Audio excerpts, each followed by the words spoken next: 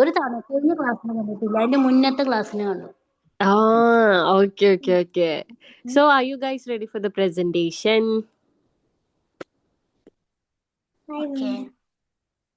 ഇന്ന് നമ്മുടെ presentation day ആണ്. ഞാൻ ഓൾറെഡി കുറേ ഡേയ്സ് ഞാൻ കുറേ എക്സ്റ്റെൻഡ് ചെയ്ത് തന്നിട്ടുണ്ട്. This is the last day. ഇതാണ് നിങ്ങളുടെ ഓപ്പർച്യൂണിറ്റി. ഓക്കെ, ഇതാണ് നമ്മുടെ പ്രസന്റേഷൻ ഡേ. കാരണം നിങ്ങൾക്ക് വേറൊരു ആക്ടിവിറ്റിയും തരാത്തത് കൊണ്ട് this presentation is really really really important. Okay, am I audible? Hello? Yes ma'am. Presentation കേട്ടതുകൊണ്ടാണോ മിണ്ടാതിരിക്കുന്നത്? കോളിലുള്ള എല്ലാരും ഇന്ന് പ്രസന്റ് ചെയ്യണം കേട്ടോ. അറ്റൻഡൻസ് അനുസരിച്ചിട്ടായിരിക്കും തരുന്നത്. ഓക്കെ കുറെ ആൾക്കാര് മ്യൂട്ട് ചെയ്ത് ക്യാമറ ഓഫ് ചെയ്തിട്ടിരിക്കുന്നുണ്ട്. You have to present today. This is the last chance. Okay, so ആരാണ് ആദ്യം പ്രസന്റ് ചെയ്യാൻ പോകുന്നത്? Who is first?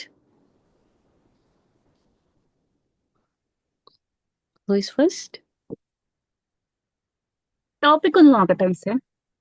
അപ്പൊ പ്രിപ്പയർ ചെയ്തില്ലേ?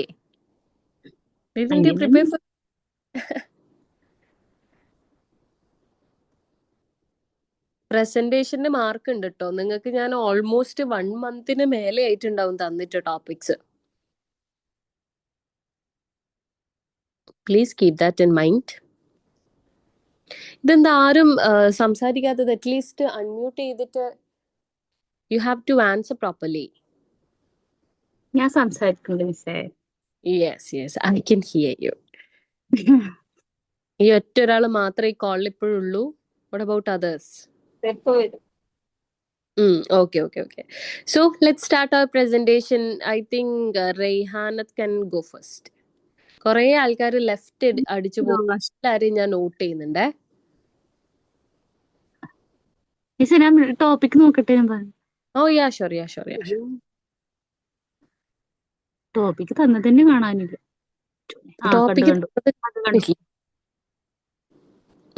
ഫുൾ ഇംഗ്ലീഷിൽ പറയണമെന്നുണ്ടോ? അതാണ് ഒരു നിർബന്ധവും ഇല്ല. നിങ്ങൾ എങ്ങനെയാണോ ആ ടോപ്പിക് ഒരാൾക്ക് പറഞ്ഞ് മനസ്സിലാക്കി കൊടുക്കുക, അത് മാത്രമേ ആവശ്യമുള്ളൂ.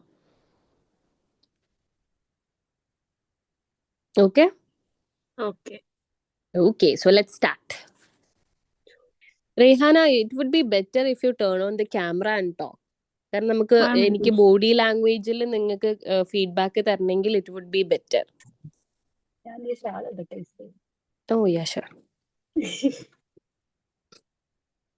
എല്ലാരും പ്രിപ്പയർ ചെയ്യണം. ഇപ്പൊ കോളിലുള്ള ഓരോരുത്തരോടും ഞാൻ പറയാണ്, this is your last chance to give the presentation.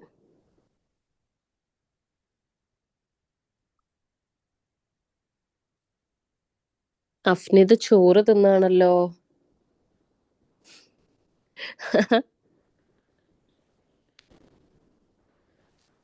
Did you have lunch? Did you guys have lunch? Okay. So Rehanat, can we start? ഏതെടുക്കേണ്ടതെന്ന് എനിക്കറിയില്ല. Didn't you prepare? പ്രിപ്പയർ ചെയ്തിട്ടൊന്നും ഉണ്ടായിരുന്നില്ല. ഞാൻ ജസ്റ്റ് ഒന്ന് നോക്കിയിട്ട് വേഗം പറയാന്നുള്ള ഒരു ഇതിലാണ്. ടീച്ചേഴ്സ് ആൻഡ് സൈക്കോളജി എന്നുള്ളത് നോക്കാം സർ. ഷുവർ. ജസ്റ്റ് അറിയുന്നത് പോലെ നിങ്ങൾ എടുക്കുക. കാരണം ഇത് നിങ്ങൾ ചെയ്തിരിക്കണം എന്നുള്ളത് വളരെ ഇമ്പോർട്ടന്റ് ആയിട്ടുള്ള കാര്യമാണ്. ഞാൻ പറഞ്ഞല്ലോ, എക്സ്ട്രാ വേറെ ഒരു ആക്ടിവിറ്റീസും ഞാൻ തരാത്തത് കൊണ്ട് ഇതിന്റെ ബേസിൽ ഞാൻ മാർക്ക് ഇടും. Okay, let's start. ക്ലിയർ ഉണ്ടാവും അറിയില്ല. വീഡിയോ ഓൺ ചെയ്ത അതാ ഞാൻ വീഡിയോ ഓൺ ചെയ്യാത്തത്. അപ്പൊ വോയിസ് സ്റ്റക്ക് ആവില്ലേ? ഇല്ല കുഴപ്പമില്ല.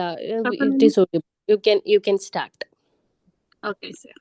Others, you guys should support her, okay? Like a student. Okay. Good afternoon all. Good afternoon. Good afternoon, ma'am. How are you? All of you fine? Fine, ma'am. Yes, ma'am. Have you had lunch? Yes, ma'am. No. No. Yes. ഒന്നും കഴിച്ചിട്ടില്ല. അപ്പോ നമുക്കിന്ന് teachers and psychology എന്നുള്ള ഒരു ടോപ്പിക്കാണ് ഞാൻ ഇവിടെ present ചെയ്യാൻ പോണത്. അപ്പോ നമുക്ക് തുടങ്ങാം. Okay ma'am. അപ്പോൾ നമ്മളൊരു ടീച്ചർ, ആസ് എ ടീച്ചർ നമുക്ക് ആദ്യം അറിയേണ്ടത് കുട്ടികളുടെ സൈക്കോളജിനെ കുറിച്ചിട്ടാണ്. ബിക്കോസ് നമ്മൾ മുന്നിൽ ഒരു കുട്ടീനെ കിട്ടിയാൽ ആ കുട്ടീനെ കുറിച്ചും ആ കുട്ടിയുടെ പഠനത്തെ കുറിച്ചും ആ കുട്ടിയുടെ വൈകല്യങ്ങളെ കുറിച്ചും ആ കുട്ടിയുടെ കഴിവിനെ കുറിച്ചും ഒക്കെ നമുക്ക് അറിയേണ്ടതായിട്ടുണ്ട്. അപ്പൊ നമ്മൾ ഒരു കുട്ടീനെ കിട്ടുമ്പോൾ നമ്മൾ ഒരു ക്ലാസ്സിൽ ഉണ്ടാവുമ്പോൾ ഒരു ക്ലാസ്സിൽ ഇപ്പോ ഒരു 10-35 കുട്ടികളൊക്കെ ഉണ്ടെന്നുണ്ടെങ്കിൽ എല്ലാ കുട്ടികൾക്കും ഒരേ കഴിവാവില്ല. അപ്പോ ചില കുട്ടികൾക്ക് പഠനത്തിൽ കുറച്ച് പിന്നോക്കമുള്ളവരുണ്ടാവും, ചില കുട്ടികൾ കുറച്ച് ആക്റ്റീവായിട്ടുള്ളവരുണ്ടാവും, ചിലവര് കുറച്ച് പുറകിലേക്കുള്ള ആൾക്കാരുണ്ടാവും, അങ്ങനെയുള്ളവരുണ്ടാവും. അപ്പൊ നമ്മൾ എല്ലാ കുട്ടികളെയും ഒരേ ഇതിൽ കാണാതെ ഓരോ കുട്ടികളുടെയും കഴിവിനനുസരിച്ചിട്ടും പിന്നെ മറ്റുള്ള കുട്ടികളിൽ ഈ ബാക്ക്വേർഡ് നിൽക്കുന്ന കുട്ടികളെ കൊണ്ടുവരാനുള്ളത് ഒരു ടീച്ചറുടെ കഴിവാണ്.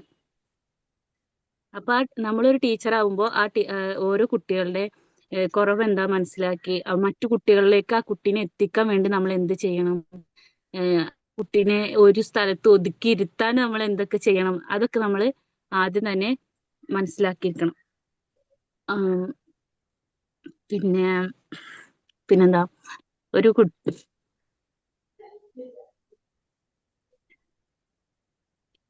നമ്മളൊരു കുട്ടീനെ മുന്നിൽ കിട്ടിയിട്ടുണ്ടെങ്കിൽ ആ കുട്ടിയുടെ കഴിവ് കുറവാണെന്നുണ്ടെങ്കിൽ നമുക്ക് ആ കുട്ടിയുടെ കഴിവ് എന്താണ്, റെയ്ഹാന എക്സ്ക്യൂസ് മീ, നമ്മുടെ ടെക്സ്റ്റിലുള്ള കണ്ടന്റ് ഇല്ലേ, അത് വായിച്ചിട്ട് അതിലുള്ള കണ്ടന്റ് പറഞ്ഞാൽ മതി. It's fine. Okay okay. ഒരു ടെക്സ്റ്റ് എടുക്ക.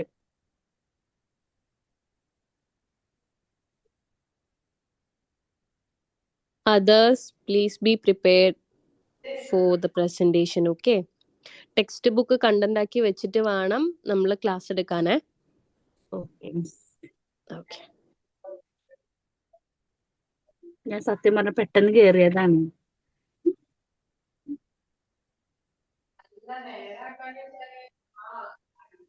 മിസ്സേ, ഓ യെസ് മിസ്, എന്താ ടോപ്പിക് മിസ്സേ പ്രസന്റേഷന്റെ? ഞാൻ ഗ്രൂപ്പിൽ ഇട്ടിട്ടുണ്ടല്ലോ പ്രസന്റേഷൻ കിട്ടിയിട്ടില്ല. ഒരു കാര്യം ഞാൻ പറഞ്ഞു, മിസ് ഇപ്പം ലാസ്റ്റ് ക്ലാസ് വെച്ചിട്ട് ഇപ്പം കുറെ മാസങ്ങളായാ? ഇല്ല. ഓ, ഇവര് PPTC ആണോ? ഞങ്ങൾക്ക് കുറെ കിട്ടിയിട്ട്. ഓക്കെ. അതുകൊണ്ടാണ് തന്നത്. പിന്നെ ഞാൻ കേറിയപ്പോ ഞാൻ നെട്ടിപ്പോ മിസ് എന്ത് പ്രസന്റേഷന്റെ കാര്യാ പറയാ, നമ്മളൊന്നും അറിയില്ല മിസ്സേ സംഭവം. ഒരു മിനിറ്റ്, നിങ്ങൾക്ക് ആരാണ് ലിങ്ക് ഇപ്പൊ ഷെയർ ചെയ്തത്? എനിക്കിപ്പോ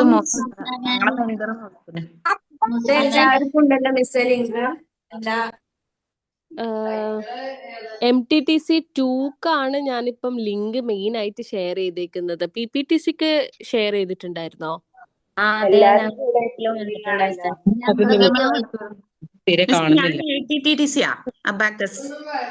ഓക്കെ. ഐ തിങ്ക് നിങ്ങൾക്കല്ല MTTC 2-ന്റെ ലിങ്ക് ആണ് ഇപ്പം. അപ്പൊ ഞങ്ങൾക്ക് സൈക്കോളജി എടുക്കൂല? നിങ്ങൾക്ക് സൈക്കോളജി എന്ന് പറയുന്നത് എക്സാം ഇല്ല. നിങ്ങൾക്ക് PPTCക്കും ഇല്ല. പിന്നെ ബാക്കസിന്റെ സ്റ്റുഡൻസിനും സൈക്കോളജി എന്ന് പറയുന്ന ഒരു പേപ്പർ എക്സാമിനില്ല. നിങ്ങൾക്ക് എക്സ്ട്രാ ആയിട്ട് അറിഞ്ഞിരിക്കാൻ വേണ്ടിയിട്ട് എക്സ്ട്രാ ആയിട്ട് തരുന്നതാണ്. ചെയ്യേണ്ട ആവശ്യമുണ്ടോ മിസ്സേ? സബ്ജക്റ്റ് ഒന്നും if you are interested you can do that. നിങ്ങൾക്ക് ഇൻട്രസ്റ്റ് ഉണ്ട് എന്നുണ്ടെങ്കിൽ നിങ്ങൾക്ക് പ്രസന്റ് ചെയ്യാം. No issues. It will be an experience. Topic എന്താ? ടോപ്പിക്സ് തന്നിട്ടില്ല അല്ലേ നിങ്ങൾക്ക്? ഇല്ല. ഇപ്പൊ നിങ്ങൾക്ക് ലിങ്ക് ആരാണ് ഷെയർ ചെയ്തത് എന്നൊന്ന് പറയാം, കാരണം നിങ്ങളുടെ ഗ്രൂപ്പ് എനിക്കില്ല. മെന്ററാണ് ചെയ്തത്, മുഹസിന മിസ്. ഒക്കെ കൂടി ചെയ്തല്ലേ? ആ അതെ അതെ അതാണ് തോന്നുന്നത്. MTTC2ക്ക് മാത്രമായിട്ടുള്ള സ്പെഷ്യലാണ്. കാരണം അവരെ എക്സാം ഇപ്പം ഓൾമോസ്റ്റ് ഇപ്പം എത്തിയിട്ടുണ്ട്. അപ്പൊ അതിനുള്ള സ്പെഷ്യലായിട്ടാണ് ഞാൻ ഇന്ന് ഇത് കൊടുത്തേക്കുന്നത്. ഐ ഡോണ്ട് നോ എങ്ങനെ ലിങ്ക് ഇങ്ങനെ ഷെയർ ആയതെന്ന് അറിയില്ല കേട്ടോ. അപ്പൊ നമ്മള് ലീവ് ചെയ്യട്ടെ മിസ്സേ? ഞങ്ങൾ ലീവ് ഇഫ് യു ആർ ചെയ്യട്ടെ. നിങ്ങൾക്ക് ഇൻട്രസ്റ്റ് ഉണ്ടെന്നുണ്ടെങ്കിൽ ഇരിക്കാം, അല്ലെങ്കിൽ you can leave, it's fine. Okay ma'am. ആ okay.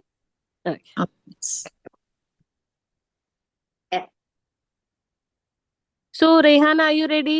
Did you get the textbook? Yes ma'am. Okay, so let's start. ഇത് വായിച്ചിട്ട് അത് എക്സ്പ്ലെയിൻ ചെയ്യണോ വേണ്ടേ? എക്സ്പ്ലെയിൻ ചെയ്ത് കൊടുക്കാം. അതിൻ്റെ അകത്തുനിന്ന് റെഹാനത്തിന് മനസ്സിലായ കാര്യങ്ങൾ എക്സ്പ്ലെയിൻ ചെയ്ത് കൊടുക്കുക. That's what you have to do. MTTC-ക്കാര് ലീവ് ചെയ്യരുതേ, ഇന്ന് പ്രസന്റേഷൻ ഉണ്ട്. MTTC-യിൽ ഷഹാന ഫിൻസിയനുള്ളത് തോന്നുന്നു അല്ലേ? PPTC-ലാണ്. ഇതാ ഇവരൊക്കെ ഉണ്ടല്ലോ, അഫ്നീദ ഒക്കെ ഉണ്ടായിരുന്നല്ലോ. ആരൊക്കെ ഉണ്ട്? പക്ഷെ ഓണാക്കിട്ടില്ല വീഡിയോ ആരും. ഇല്ല, അത് ഡെഫിനറ്റ്ലി ഇന്ന് നമ്മൾ പ്രസന്റേഷൻ വളരെ ഇമ്പോർട്ടന്റ് ആയിട്ട് ഞാൻ ഓൾറെഡി പറഞ്ഞിട്ടുണ്ടായിരുന്നു. ഇൻഫോംഡ് ആണ് പ്രസന്റേഷന്റെ കാര്യം. സോ ഞാന് ഭക്ഷണം കഴിച്ചിട്ട് ഓണാക്കാം. Sure. Rehana, let's start. Yes. Education is in simple terms in education behavior of children in controlled environment. Video ഓണാക്കിയിട്ടില്ല.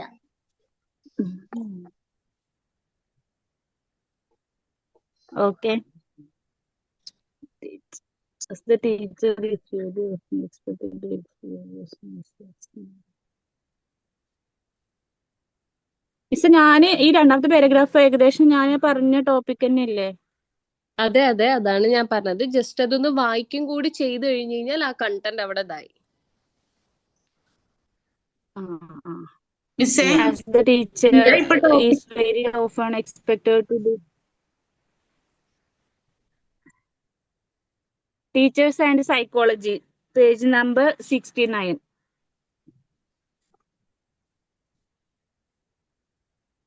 Okay.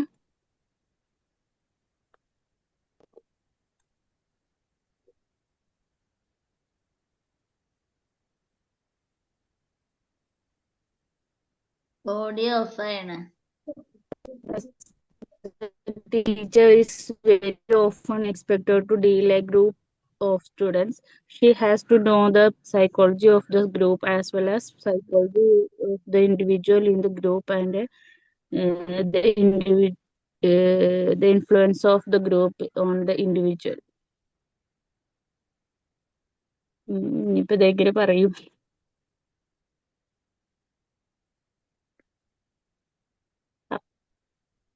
Teacher must have awareness about the sociocultural problems. So as a teacher, the children's processing of knowledge is to process involve the acquisition of knowledge.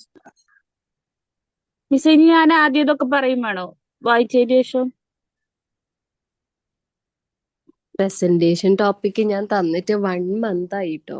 ഉണ്ടല്ലോ, എന്താ really disappointing. 1 month ആയിട്ട് ഞാൻ prepare ചെയ്യാൻ പറഞ്ഞുകൊണ്ടിരിക്കുന്നുണ്ട്. Even last class also prepared അല്ലാത്തത് കൊണ്ടാണ് നമ്മൾ presentation ചെയ്യാതിരുന്നത്.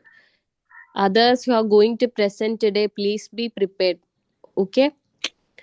റെയ്ഹാനത്തിന് ഇപ്പൊ അതിൻ്റെ അകത്തുനിന്ന് വായിച്ച് മനസ്സിലാക്കിയ കാര്യങ്ങൾ ജസ്റ്റ് പറയാ, then we can stop it.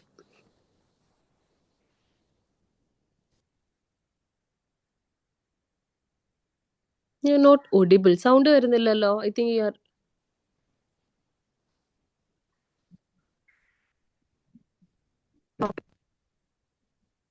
No, voice clear അല്ല. വായിച്ചപ്പോ മിസ്സേ മനസ്സിലായത് നമ്മളൊരു കുട്ടീനെ മ്യൂട്ട് അല്ലല്ലോ മിസ്സേ? അല്ല, ഇപ്പൊ ക്ലിയർ ആണ്. You can talk. ഇപ്പോഴോ?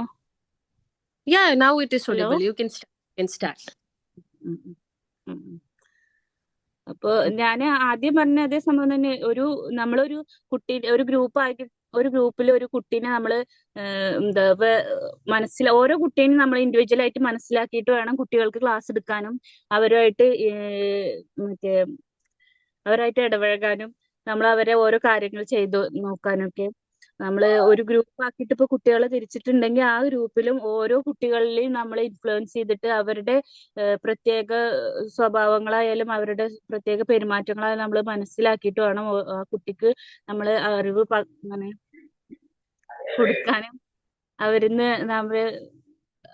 അവരിലേക്ക് നമ്മൾ അറിവ് എത്തിച്ചു കൊടുക്കണമെങ്കിൽ നമ്മൾ അവരെ ആദ്യം മനസ്സിലാക്കണം. അങ്ങനെയാണ് ഇപ്പൊ എനിക്ക് ഒരു പാരഗ്രാഫ് മനസ്സിലായത്. Okay, is that it? As the children undergoing pre-primary education are very young and not much exposed to society or larger environment.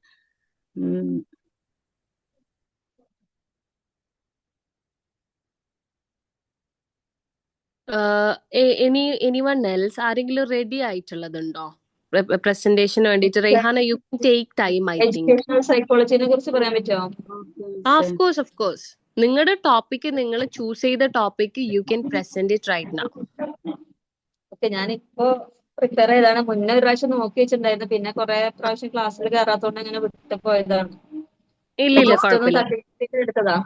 Next ഞാനാണേ. ഓക്കെ റെയ്ഹാന നെക്സ്റ്റ് അപ്പോഴേക്ക് പ്രിപ്പയർ ചെയ്യാം കേട്ടോ. നമുക്ക് 2-3 പ്രസന്റേഷൻ കഴിഞ്ഞിട്ട് Reyhana, you can, I think you are not prepared properly. Okay. So Ashifa, you can start. Yeah, you can do it. Good afternoon all. Good afternoon. Have you had lunch? Yes. No. What happened? It's not Ramisa? time. It's not time. Okay. So are you interested to know about the psychology, educational psychology? Very Yes. interesting. Okay. So today I will tell about means educational psychology. Okay. So നമുക്ക് എന്താണ് educational psychology എന്ന് നോക്കാം. Can anyone guess what is educational psychology? Can anyone guess in a simple word? പഠനവുമായി ബന്ധപ്പെട്ട psychology. Very good. Means applying psychology in the field of education. അല്ലേ? വിദ്യാഭ്യാസ മേഖലയിൽ എന്താണ് സൈക്കോളജി എന്ന ആശയത്തെ അപ്ലൈ ചെയ്യുന്നതാണ് ശരിക്കും എഡ്യൂക്കേഷണൽ സൈക്കോളജി എന്നതുകൊണ്ട് ഉദ്ദേശിക്കുന്നത്, അല്ലേ? നമുക്ക് ടെക്സ്റ്റ് ത്രൂ ഒന്ന് നോക്കാം, അല്ലേ? First, educational psychology is a guideline process. അതായത് നമുക്ക് മാർഗനിർദ്ദേശകം നൽകുന്ന ഒരു ഗൈഡ് ലൈൻ പ്രോസസ് ആയിട്ട് പ്രവർത്തിക്കുന്നുണ്ട് ആര്? Educational psychology. We can face so many problems in the field of teaching and learning. So we need a help from specialist. So educationalist, psychologist help അല്ലെ? അവർ നമ്മളെ help ചെയ്യുന്നുണ്ട്. എഡ്യൂക്കേഷണൽ ഫീൽഡിൽ ഒരുപാട് പ്രശ്നങ്ങളില്ലേ? ലേണിങ്ങിന്റെ ഭാഗത്തും അതുപോലെ തന്നെ ടീച്ചിങ്ങിന്റെ ഭാഗത്തും ഒരുപാട് ഡിഫിക്കൽട്ടീസ് ഉണ്ട്, അല്ലെ? ടീച്ചേഴ്സിന്റെ ഭാഗത്ത് അവർക്ക് എങ്ങനെ പഠിപ്പിക്കണം, എങ്ങനെ കുട്ടികളിലേക്ക് എത്തിക്കണം എന്നുള്ളത് ഭയങ്കര ബുദ്ധിമുട്ടുള്ള കാര്യമാണ് ചില. അതുപോലെ തന്നെ വെറൈറ്റി ഓഫ് കുട്ടികളാണ് ഉണ്ടാവുക. അപ്പൊ അവർക്ക് ഓരോരുത്തരുടെയും സൈക്കോളജി ഒക്കെ മനസ്സിലാക്കി അവരെങ്ങനെ പഠിപ്പിക്കണം, അതിലുള്ള പ്രശ്നങ്ങൾ, ആ പ്രോബ്ലംസ് ഒക്കെ റിമൂവ് ചെയ്യാൻ വേണ്ടിയിട്ട് സൈക്കോളജിസ്റ്റ് ഈ എഡ്യൂക്കേഷണൽ മേഖലയിൽ നൽകുന്ന വലിയൊരു സംഭാവനകളാണ് എന്ന് പറയുന്നത് എഡ്യൂക്കേഷണൽ സൈക്കോളജി എന്ന് പറയുന്നത്. അതുകൊണ്ടാണ് it is a guideline process എന്ന് പറയുന്നത്, അല്ലേ? It helps in all round development of the child. ഒരു കുട്ടികളുടെ എല്ലാ തരത്തിലുള്ള വികസനത്തിനും ആര് സഹായിക്കുന്നുണ്ട്? നമ്മുടെ എഡ്യൂക്കേഷണൽ സൈക്കോളജി വലിയൊരു സപ്പോർട്ടായിട്ട് സഹായിക്കുന്നുണ്ട്. അതുപോലെ തന്നെ it is a branch of psychology. Psychologic ഒരുപാട് ബ്രാഞ്ചുകളില്ലേ? ചൈൽഡ് സൈക്കോളജി, അങ്ങനെ ഓരോ ബ്രാഞ്ചുകളുണ്ട്. അപ്പൊ അതിലും ഒരു ബ്രാഞ്ചാണ് എന്ത്? നമ്മുടെ എഡ്യൂക്കേഷണൽ സൈക്കോളജി. പിന്നെ it is a branch of psychology ആണെന്ന് പറഞ്ഞു. പിന്നെ which deals with the problems of teaching and learning. ടീച്ചിങ്ങിലെയും ലേണിംഗിലെയും പ്രോബ്ലംസ് റിമൂവ് ചെയ്യുക എന്നതാണ് എഡ്യൂക്കേഷണൽ സൈക്കോളജിന്റെ ഉദ്ദേശം.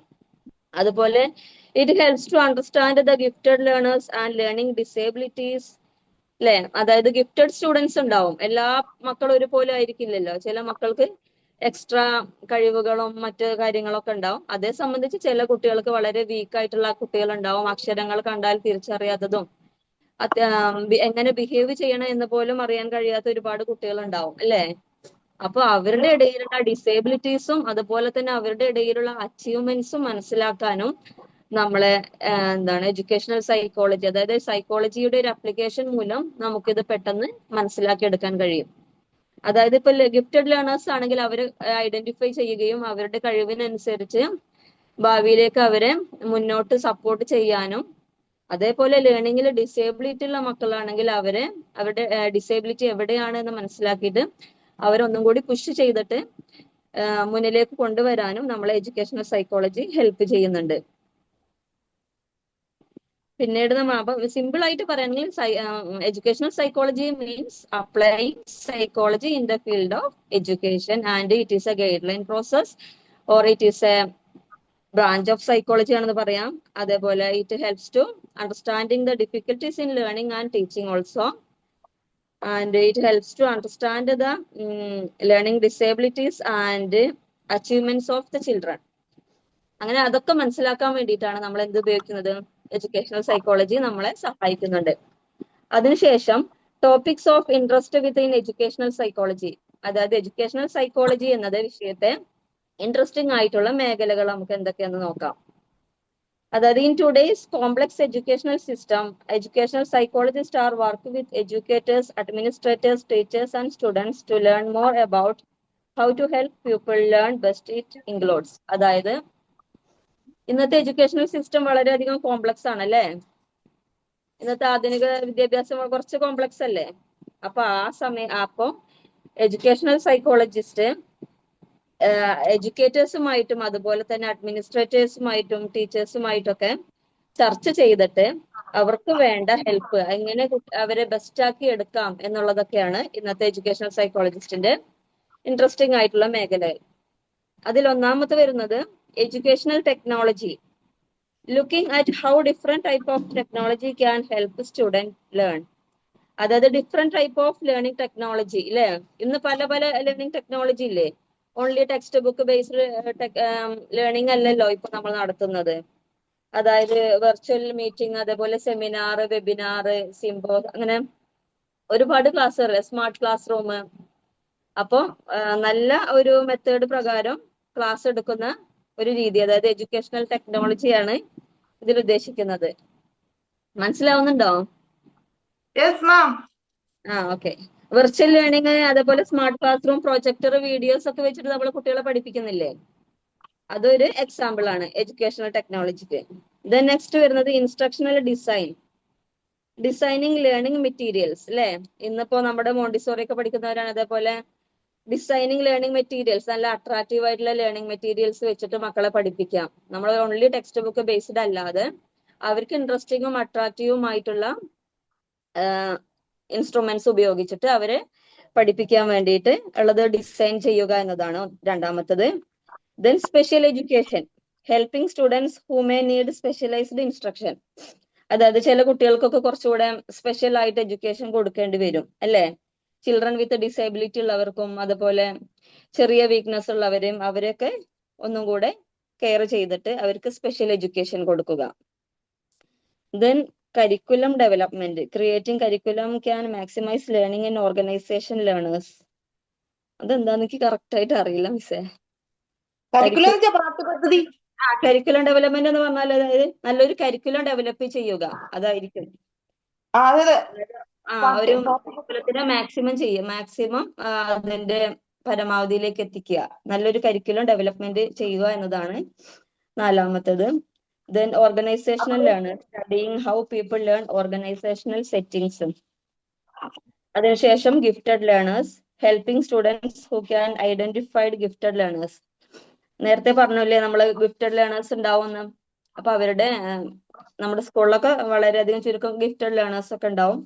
അപ്പൊ അവരെ ഐഡന്റിഫൈ ചെയ്യുകയും അവരെ കൂടുതൽ മുന്നോട്ട് വരാൻ വേണ്ടിയിട്ട് ഹെൽപ്പ് ചെയ്യുകയും ചെയ്യുക. അതുപോലെ the field of educational psychology incorporate A number of other disciplines including developmental psychology, behavioural psychology and cognitive psychology. ഇതിന് പുറമെ എഡ്യൂക്കേഷണൽ സൈക്കോളജി ശ്രദ്ധിക്കുന്ന മറ്റു കാര്യങ്ങളാണ് അതർ ഡിസിപ്ലിൻസ്, അതുപോലെ മറ്റുള്ള ഡെവലപ്മെന്റൽ സൈക്കോളജി, അവരുടെ വികസന കാര്യങ്ങൾ. എല്ലാ തരത്തിലും വികസനം വേണ്ടേ മക്കൾക്ക്? ശാരീരികമായിട്ടും മാനസികമായിട്ടും ഒക്കെ വികസനം വേണ്ടേ? അപ്പൊ അതിലേക്കും സൈക്കോളജി ഹെൽപ്പ് ചെയ്യുന്നുണ്ട്. അതേപോലെ ബിഹേവിയർ സൈക്കോളജി, ഓരോരുത്തരുടെയും ബിഹേവിയർ, അതുപോലെ തന്നെ കോഗ്നിറ്റീവ് എന്ന് പറഞ്ഞാൽ ഓരോരുത്തരുടെയും കപ്പാസിറ്റി, ബുദ്ധിയുടെ, അതിനനുസരിച്ചും അവരെ എഡ്യൂക്കേഷണൽ സൈക്കോളജി ഹെൽപ്പ് ചെയ്യുന്നുണ്ട്. നെക്സ്റ്റ് വരുന്നത് significant figures in educational psychology. അതായത് എഡ്യൂക്കേഷണൽ സൈക്കോളജി എല്ലാ ആശയങ്ങളും ഉടലെടുക്കുന്നത് ഒരുപാട് ആൾക്കാരുടെ പ്രയത്നത്തിന്റെ ഫലമായിട്ടാണ് അല്ലെ? നമ്മൾ ഇന്ന് കാണുന്ന എല്ലാ ഓരോ സിദ്ധാന്തത്തിന്റെ ബാക്കിലും ഓരോരുത്തരുടെ പ്രയത്നങ്ങൾ ഉണ്ടാവാറില്ലേ? അതുപോലെ ഇതിൽ എഡ്യൂക്കേഷണൽ സൈക്കോളജിയിൽ വലിയ കോൺട്രിബ്യൂഷൻസ് നൽകിയിട്ടുള്ള രണ്ടാളുകളാണ് ജോൺ ലോക്ക്, അതുപോലെ വില്യം ജെയിംസ്, ആൽഫ്രഡ് ബിനെറ്റ്. അതിൽ ജോൺ ലോക്കിന്റെ സംഭാവന, ജോൺ ലോക്ക് എന്താണ് പറഞ്ഞിരിക്കുന്നത്? ജോൺ ലോക്ക് ഒരു ഇംഗ്ലീഷ് ഫിലോസഫർ ആണ്. who suggested the idea that the mind is essentially a blank slate. Mind എന്താണെന്ന് പറഞ്ഞിരിക്കുന്നത്? ഒരു ബ്ലാങ്ക് ബർത്ത് അല്ലേ? അതായത് എന്താണ് നമ്മുടെ നോളജ് ഒക്കെ ഡെവലപ്പ് ചെയ്യുന്നത് ത്രൂ ലേണിംഗ് ആൻഡ് എക്സ്പീരിയൻസ്. ലേണിങ്ങിലൂടെയും എക്സ്പീരിയൻസിലൂടെയുമാണ് നമ്മുടെ എഡ്യൂക്കേഷൻ വികസിക്കുന്നത്. ജനിക്കുന്ന സമയത്ത് it is a blank slate ആണെന്നാണ് ജോൺ ലോക്ക് പറഞ്ഞിരിക്കുന്നത്. അതുപോലെ William James an American psychologist ആണ്. അദ്ദേഹം പറഞ്ഞിരിക്കുന്നത് four series of lectured title talks to teachers on psychology. അദ്ദേഹത്തിന്റെ ഒരു സീരീസ് ആയ talks to teachers on psychology എന്നതിൽ പറയുന്നത് which focused on how teachers could help students learn. ടീച്ചേഴ്സിന് എങ്ങനെയൊക്കെ കുട്ടികളെ പഠനത്തിൽ സഹായിക്കാനാവും എന്നതാണ് അതിൽ പറയുന്നത്. പിന്നെ ആൽഫ്രഡ് ബിനെറ്റ് ഫ്രഞ്ച് സൈക്കോളജിസ്റ്റ് ആണ്. Who developed the first intelligence test. അദ്ദേഹമാണ് ഫസ്റ്റ് ഇന്റലിജൻസ് ടെസ്റ്റ് എന്നത് ഡെവലപ്പ് ചെയ്തിരിക്കുന്നത്. ഇത്രയും മതി മിസ്സേ. മനസ്സിലായോ? വണ്ടർഫുൾ അല്ലേ? ഒരു അടിപൊളി സെഷൻ ആയിരുന്നു കേട്ടോ. It was really good Ashifa. Thank you teacher. അല്ലേ, എങ്ങനെ ഉണ്ടായിരുന്നു? എന്തൊരു ക്ലീൻ ആയിട്ടാണെന്നോ കാര്യങ്ങൾ പറഞ്ഞത്. It was really clean. ആ ഒരു കണ്ടന്റ് വായിക്കുന്നു, അതിന്റെ എക്സ്പ്ലനേഷൻ തരുന്നു, അതും വളരെ സിമ്പിൾ ആയിട്ട്, ഒരു കോംപ്ലിക്കേഷൻസും ഇല്ലാതെ വളരെ നോക്കിയതായിരുന്നു. പിന്നെ ഇപ്പൊ പെട്ടെന്ന് മിസ് പറഞ്ഞപ്പോ ഒന്നും കൂടെ ഒന്ന് വേഗം നോക്കിയതാ. അപ്പൊ ആഷിഫ മുന്നേ ക്ലാസ് എടുക്കോ? അങ്ങനെ എന്തെങ്കിലും എക്സ്പീരിയൻസ് ഉണ്ടോ? ഇല്ല, അങ്ങനെയൊന്നുമില്ല. ഇല്ലേ? എന്നിട്ട് ഇത്ര ഭംഗിയായിട്ട് എടുത്തോ. It was really good. ആ ഒരു മലയാളം എക്സ്പ്ലനേഷൻ ഒക്കെ കേൾക്കാൻ എന്ത് രസമായിരുന്നു അല്ലേ? കറക്റ്റ് ഇംഗ്ലീഷ് ആണെങ്കിലും മലയാളത്തിലാണെങ്കിലും ഇറ്റ് വാസ് വണ്ടർഫുൾ. നല്ല ഭംഗിയുള്ള ക്ലാസ് ആണ് കേട്ടോ. ഓരോന്നും ക്ലിയർ ആയിട്ട് പറഞ്ഞു തീർത്തിട്ടുണ്ട്. Do you have any doubts? ഇതില് ഡൗട്ട് ഒന്നും ഇല്ലല്ലോ? വളരെ ഭംഗിയായിട്ട് എടുത്തു തന്നിട്ടില്ലേ? Yes, thank you so much Ashifa. It was really nice. It was wonderful. നമുക്കൊരു റിവിഷൻ പോലെ കേൾക്കാൻ പറ്റി. അതന്നെ, ദാറ്റ്സ് കറക്റ്റ്. വളരെ പോയിന്റ് ഔട്ട് ചെയ്ത് പ്രോപ്പർ ആയിട്ട് എല്ലാം പറഞ്ഞു. Wonderful. Thank you Ashifa. Okay, so Soumya, are you ready? ഇന്ന് റെഡി ആയിട്ടൊന്നുമില്ല. ഇപ്പൊ നേരത്തെ പണ്ട് പറഞ്ഞ ആ ടൈമിൽ റെഡിയാക്കി വെച്ചതാ. പിന്നെ ഞാൻ നോക്കിയിട്ടേ ഇല്ല. പക്ഷെ ഞാൻ എടുക്കാമാ. Okay, yeah, sure. So you can start. All the best. Thank you, ma'am. Good afternoon, all. Today we will discuss with intelligence. Chapter 7, page number 74. What do you mean by intelligence? Intelligence means the ability to understand, learn and think. Intelligence എന്ന് പറയുമ്പോൾ ഒരു വ്യക്തിക്ക് ചിന്തിക്കാൻ, അതായത് നിത്യജീവിതത്തിൽ അവന് മനസ്സിലാക്കുന്ന കാര്യങ്ങള്, അവന്റെ കഴിവുകള് അത് എത്രത്തോളമാണെന്ന് മനസ്സിലാക്കാനുള്ള ഒരു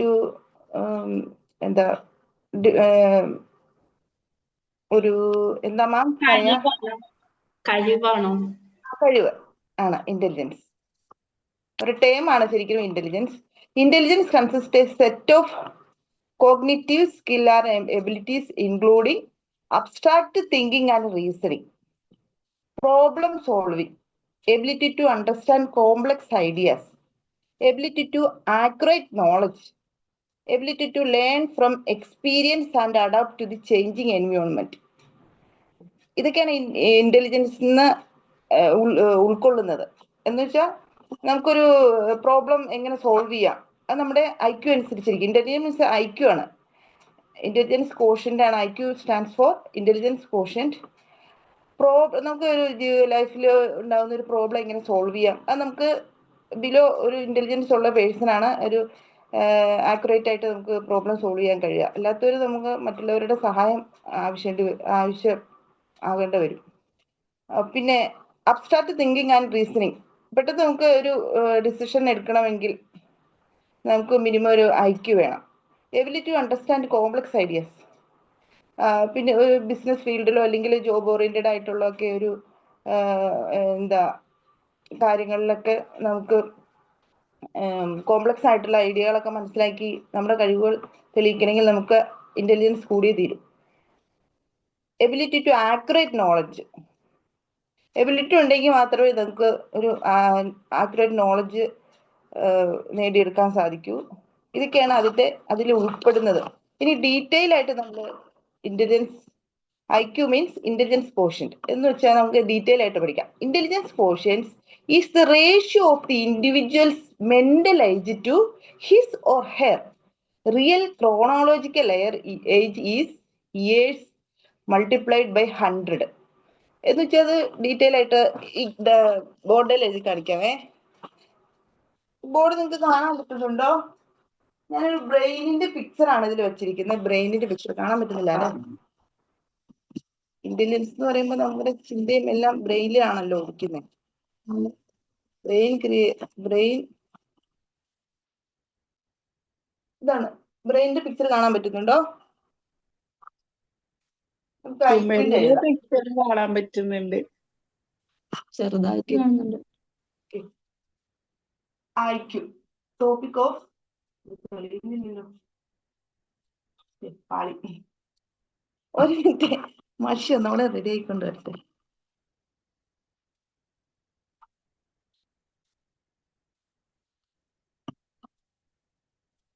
IQ എങ്ങനെ കണ്ടെത്താം എന്നുള്ളതാണേ ഞാനിപ്പോ ബോർഡിൽ അതിന്റെ ഒരു ഇക്വേഷൻ ആട്ടോ വരയ്ക്കാൻ പോകുന്നത്.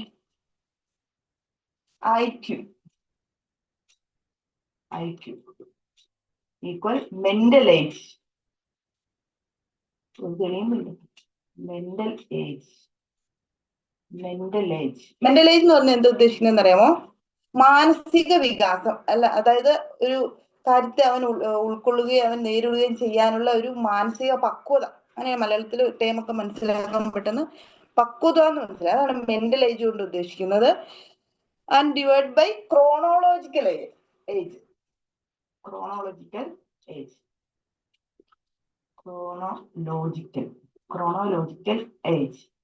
ഇത് എക്സാമിന് ഉണ്ടാകാൻ സാധ്യതയുണ്ട്, പഠിച്ചു പഠിച്ചു വെക്കോട്ടോ. IQ equal mental age divided by chronological age into 100. അതായത് IQ എന്ന് പറഞ്ഞാൽ പക്വത ഡിവൈഡഡ് ബൈ യഥാർത്ഥ വയസ്സ്. ക്രോണോളജിക്കൽ ഏജ് മീൻസ് യഥാർത്ഥ വയസ്സാണ് ഉദ്ദേശിക്കുന്നത് കേട്ടോ. പക്വത ഡിവൈഡഡ് ബൈ യഥാർത്ഥ വയസ്സ് ഇൻറ്റു 100. അതാണ് അതിന്റെ ഇക്വേഷൻ വരുന്നത്. അത് ഡിവൈഡ് ചെയ്ത് കഴിയുമ്പോൾ നമ്മുടെ IQ കിട്ടും. യഥാർത്ഥ വയസ്സ് ഡിവൈഡ് ചെയ്ത് കഴിയുമ്പോൾ നമ്മുടെ IQ കിട്ടും. അപ്പൊ അതിന്റെ ഇക്വേഷൻ ഒന്നുകൂടെ പറയാം. IQ equal mental age divide by chronological age into 100. അപ്പൊ പഠിച്ചു നോക്കോട്ടോ. IQ means mental age divide by chronological age into 100. IQ എന്ന് പറഞ്ഞാൽ എന്താ? What you mean by IQ? Intelligence quotient ആണ്. Stands for intelligence quotient. IQ means intelligence quotient is the ratio of the individual's mental age എന്ന് വെച്ചാൽ ഓരോ വ്യക്തിയുടെയും പക്വതയുടെ ratio എന്ന് വെച്ചാൽ അളവാണ്. പക്വത അനുസരിച്ച് to his or her, she ആണെങ്കിലും ഹി ആണെങ്കിലും, റിയൽ ക്രോണോളജിക്കൽ അവന്റെ യഥാർത്ഥ വയസ്സും അവന്റെ പക്വതയും മൾട്ടിപ്ലൈ ചെയ്യണം. എന്തായിട്ട്? ബൈ 100 ആയിട്ട് മൾട്ടിപ്ലൈ ചെയ്യുമ്പോൾ കിട്ടുന്നതാണ് അവന്റെ യഥാർത്ഥ IQ. നമ്മളിപ്പോ ഈ ലേണിംഗ് ഡിസബിലിറ്റി അങ്ങനത്തെ ഓരോ പ്രോബ്ലംസ് ഉള്ള ചൈൽഡിനെയൊക്കെ നമ്മൾ എന്താ IQ ടെസ്റ്റ് ചെയ്യാനായിട്ട് ഇയർ ബേസ് വിടാറുണ്ട്. അപ്പൊ അവർ നോക്കുന്ന കുറെ ക്വസ്റ്റ്യൻസ് തരും. അതിൽ എബോ ബിലോ ആ ഒരു ആവറേജ് റേഷ്യോയിലാണ് അവർ IQ ടെസ്റ്റ് ചെയ്യുന്നത്. അത് മേ ബി ആക്യുറേറ്റ് ആയിരിക്കണം. അവർ ക്വസ്റ്റ്യൻ നമ്മൾ എന്താ കുട്ടിയുടെ ഏജും അനുസരിച്ചിട്ട് വേണം ക്വസ്റ്റ്യൻ നമ്മൾ പ്രിപ്പയർ ചെയ്യാൻ. അപ്പൊ നമ്മുടെ ഇന്റലിജൻസ് കിട്ടും. ഇനി ഈസി വേയിലൂടെ പറയുകയാണെങ്കിൽ, easy way to increase your IQ, exercise daily. Exercise daily, get enough sleep, get nutrient, be positive or positive thinking always. അപ്പൊ നമ്മുടെ IQ വർദ്ധിക്കാനൊക്കെ ഉള്ളൊരു ടിപ്സുകളാണ്. Exercise daily. നമ്മൾ ലേസി പേഴ്സൺ ആയിട്ട് ഇരിക്കാണ്ട് എന്താ എക്സർസൈസ്, ഒരു പ്രോപ്പർ എക്സർസൈസ് ഡെയിലി ഒരു 1 hour ഹാഫ് ആൻ അവറോ എന്തെങ്കിലും എക്സർസൈസ് മസ്റ്റ് ആയിട്ട് നമുക്ക് വേണം. പിന്നെ ഗെറ്റ് ഇനഫ് സ്ലീപ്പ്. എന്താ ഈ ഉച്ചകളിലും ഈവനിങ്ങിലും അങ്ങനെയൊക്കെ ഉറക്കം അധികം ഉറങ്ങേണ്ട കാര്യമില്ല. ഒരു മിനിമം 6 to 7 മാക്സിമം അത്ര ഉറങ്ങേണ്ട കാര്യമുള്ളൂ ഒരു നോർമൽ വ്യക്തിക്ക്. പിന്നെ എന്താ ഈറ്റ് ന്യൂട്രിയന്റ്. നമ്മളിപ്പം ഓരോ ബ്രെയിൻ ഡെവലപ്മെന്റ്സിന് ആവശ്യമായിട്ടുള്ള അയൺ, എന്താ സിങ്ക്, അങ്ങനത്തെ കുറെ പൊട്ടാസ്യം, അങ്ങനത്തെ കുറെ കാര്യങ്ങളൊക്കെ ഉണ്ടല്ലോ ന്യൂട്രിയൻസ്. അതൊക്കെ പ്രോപ്പർ ആയിട്ട് നമ്മൾ എന്തായാലും ഈ എക്സർസൈസ് ഇതൊക്കെ ഉണ്ടെങ്കിലും പ്രോപ്പർ ആയിട്ട് നമ്മൾ ഫുഡ് മെയിൻറ്റെയിൻ ചെയ്യേണ്ടതുണ്ട്. പിന്നെ ടൈപ്പ് ഓഫ് ഇന്റലിജൻസ്. 8 മണിക്കൂർ ഉറങ്ങുന്നല്ലേ പറയുന്നത്? 8 മണിക്കൂർ ഒരു നോർമൽ പേഷ്യൻസിന് പിന്നെ പേഴ്സൺ അത്രയും ഉറങ്ങേണ്ട കാര്യം ഇല്ലെന്നാണ് പൊതുവെ പറയുക. കുട്ടികളെ സംബന്ധിച്ചിട്ടാണ് 8 and 9 hours ഒക്കെ ഉറങ്ങേണ്ടതുള്ളൂ. വലിയ വലിയ ശാസ്ത്രജ്ഞന്മാരൊക്കെ 5 hours മാത്രമേ ഉറങ്ങുന്ന എത്രയോ എന്താ നമ്മുടെ APJ അബ്ദുൽ കലാം ഒക്കെ ഡെയിലി 5 hours മാത്രമാണ് ഉറങ്ങിക്കൊണ്ടിരുന്നതെന്ന് പറയുന്നത്. ഇപ്പോൾ തിങ്കിങ് ആയിരുന്നു, ഡ്രീംസ് ആയിരുന്നു. അതെ. ഇനി ടൈപ്പ് ഓഫ് ഇന്റലിജൻസ്. ഇന്റലിജൻസിന് കുറച്ച് ടൈപ്സുകളുണ്ട്. വിഷ്വൽ എന്ന് പറയുന്നത് എന്താ, ഒരു പിക്ചർ നമ്മളിപ്പോ തരുന്നു, അതിൽ നമ്മൾ എന്താണ് അതിൽ ഉൾക്കൊള്ളുന്നത്. ഇപ്പൊ ഒരാളുടെ കൺസെപ്റ്റ് ആയിരിക്കില്ല മറ്റൊരാളുടെ, പല രീതിയിലാണല്ലോ നമ്മൾ തിങ്ക് ചെയ്യുക. അതൊക്കെ ഒരു IQ-ന്റെ ബേസ് ചെയ്ത് പലരും എന്താ ചെറിയ ചെറിയ പോയിന്റുകളിലൂടെയൊക്കെ അവര് ആ പിക്ചറുകളിൽ നിന്ന് തന്നെ നമ്മൾ പല പോയിന്റുകളും കണ്ടുപിടിക്കാറുണ്ട്. പിന്നെ ലിംഗ്വിസ്റ്റിക് എന്ന് പറഞ്ഞാൽ നമ്മൾ എപ്പോഴും തന്നെ കേൾക്കുന്നതാണ്. Word smart. എന്താ, ഒരു മിനിറ്റ്, ഹസ്ബൻഡ് വന്നു. മാം എല്ലാം ഫ്ലോപ്പായി. മാം ഞാൻ മൈൻഡ് അപ്പ് ചെയ്യോ? What happened? ഹസ്ബൻഡ് വന്നു. നമ്മൾക്ക് എക്സാം വന്ന ആൾക്ക് പഠിക്കും പോലെ ഹസ്ബൻഡ് വന്ന സൗമ്യന്റെ കിളി പോയി.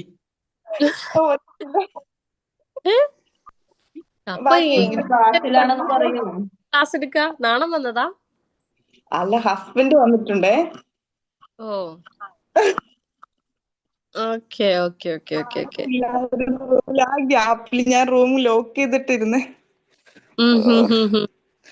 It's fine, it's fine, it's fine. Okay അമ്മ, ബാക്കി ഞാൻ നെക്സ്റ്റ് ക്ലാസ്സിൽ ടൈപ്പ് ഓഫ് ഇന്റലിജൻസും കൂടി ഉണ്ട്. Okay, it's fine, it's fine. Thank you so much, Saumi. It was really good presentation. നല്ല പ്രസന്റേഷൻ തന്നെയായിരുന്നു. ആദ്യമായിട്ടാണ് ഒരാൾ പ്രസന്റേഷനിൽ ബോർഡൊക്കെ യൂസ് ചെയ്ത് പിക്ചേഴ്സ് ഒക്കെ വെച്ചിട്ട് ഇത്രയും എഫേർട്ട് എടുത്ത് പഠിപ്പിക്കുന്നത് ഫസ്റ്റ് ടൈം ആണ് കേട്ടോ. ബട്ട് ക്ലാസ്സിനെ പറ്റി പറയുകയാണെങ്കിൽ സൗമി തന്നെ കുറച്ച് ചില ഏരിയാസിൽ ലൈക്ക് കൺഫ്യൂസ്ഡ് ആയിട്ടാണ് സംസാരിക്കുന്നത്. അതായത് ഒരു ഉറപ്പില്ലാത്ത പോലെ, ഇത് തന്നെയാണോ ഇതിൻ്റെത് എന്നുള്ള ഒരു ഉറപ്പില്ലാത്ത പോലെയാണ് സംസാരിക്കുന്നത്. അപ്പോൾ ക്ലാസ് എടുക്കുന്ന സമയത്ത് അതിപ്പോൾ ഏത് ടോപ്പിക്കോ ആയിക്കോട്ടെ, നമ്മൾ പറയുന്ന സമയത്ത് we should be really confident.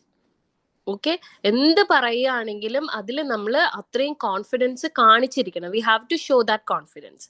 സൗമി നല്ല എഫേർട്ട് ഇട്ടിട്ട് തന്നെയാണ് കാര്യങ്ങൾ പറഞ്ഞത്. പക്ഷെ കുറച്ചും കൂടി ഒന്ന് കോൺഫിഡന്റ് ആയിട്ട് കണ്ടന്റ് ഇത് ഇങ്ങനെ ആണ് എന്നുള്ള രീതിയിൽ സംസാരിക്കുകയാണെങ്കിൽ കുറച്ചും കൂടി ബെറ്റർ ആവും കേട്ടോ. Okay, thank you so much.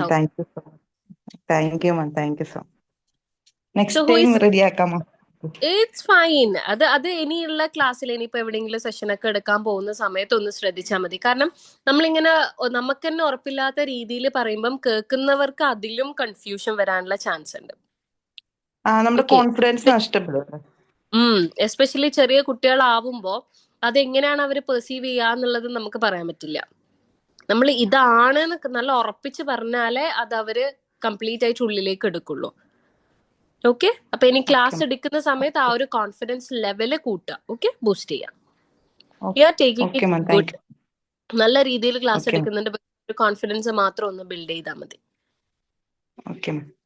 Okay, so who is next? Ma'am ഞാൻ എടുക്കാം. അതിന്റെ കണ്ടിന്യൂഷൻ ആണ്. Page number 77. Okay, let's start. All the best. Thank you. ഞാൻ എടുക്കുന്ന ടോപ്പിക് ഇപ്പൊ സൗമ്യ പറഞ്ഞല്ലോ, ഓൾറെഡി ഇന്റലിജൻസിനെ പറ്റി പറഞ്ഞല്ലോ. അപ്പൊ നമ്മൾ പറയാൻ പോകുന്നത് ഇന്റലിജന്റ് കോഷ്യന്റിന്റെ ഡിഫറെന്റ് ടെസ്റ്റുകളാണ് പറയാൻ പോകുന്നത്. Major intelligent test. നമ്മൾ IQ പൊതുവെ എന്താ പറയാ, ബാക്ക് ആയിട്ടുള്ള കുട്ടികൾ ഉണ്ടാവില്ലേ, ഇപ്പൊ സ്കൂൾസിലൊക്കെ എഴുതാനും അതുപോലെ തന്നെ എന്താ പറയുക പഠിക്കാനും കോൺസെൻട്രേഷനും കുറവുള്ള കുട്ടികളെ ഞാൻ കണ്ടിട്ടുണ്ട്. ഞാൻ സ്കൂളിൽ പഠിക്കുന്ന സമയത്ത് IQ ടെസ്റ്റ് ചെയ്യാൻ കൊണ്ടുപോകുന്ന കണ്ടിട്ടുണ്ട്. ആ ടെസ്റ്റ് ചെയ്ത് കഴിഞ്ഞ് വന്ന് റിസൾട്ട് വന്നാൽ അവർ പറയും IQ കുറവാണ്, അതുകൊണ്ടാണ് ഇന്ന പ്രോബ്ലം എന്നൊക്കെ പറയാറ് കണ്ടിട്ടുണ്ട്. അതായത് മെയിൻ ആയിട്ട് കോൺസെൻട്രേഷനാണ് അവർ ചെക്ക് ചെയ്യുന്നത്. കോൺസെൻട്രേഷനും പിന്നെ അതുപോലെ തന്നെ നമ്മുടെ റൈറ്റിംഗ് സ്കില്ല് എല്ലാം പല പല ടെസ്റ്റുകളുണ്ട്. അതിലിപ്പോ ഫസ്റ്റ് വൺ ആണ് individual and group test. The first of these classification, individual and group test, is based on the administration. അതായത് ഇൻഡിവിജ്വൽ ടെസ്റ്റ് നടത്തുമ്പോൾ ഒരാളെ ഉണ്ടാവുള്ളൂ. The individual test is one that can be administered only at one person at a time.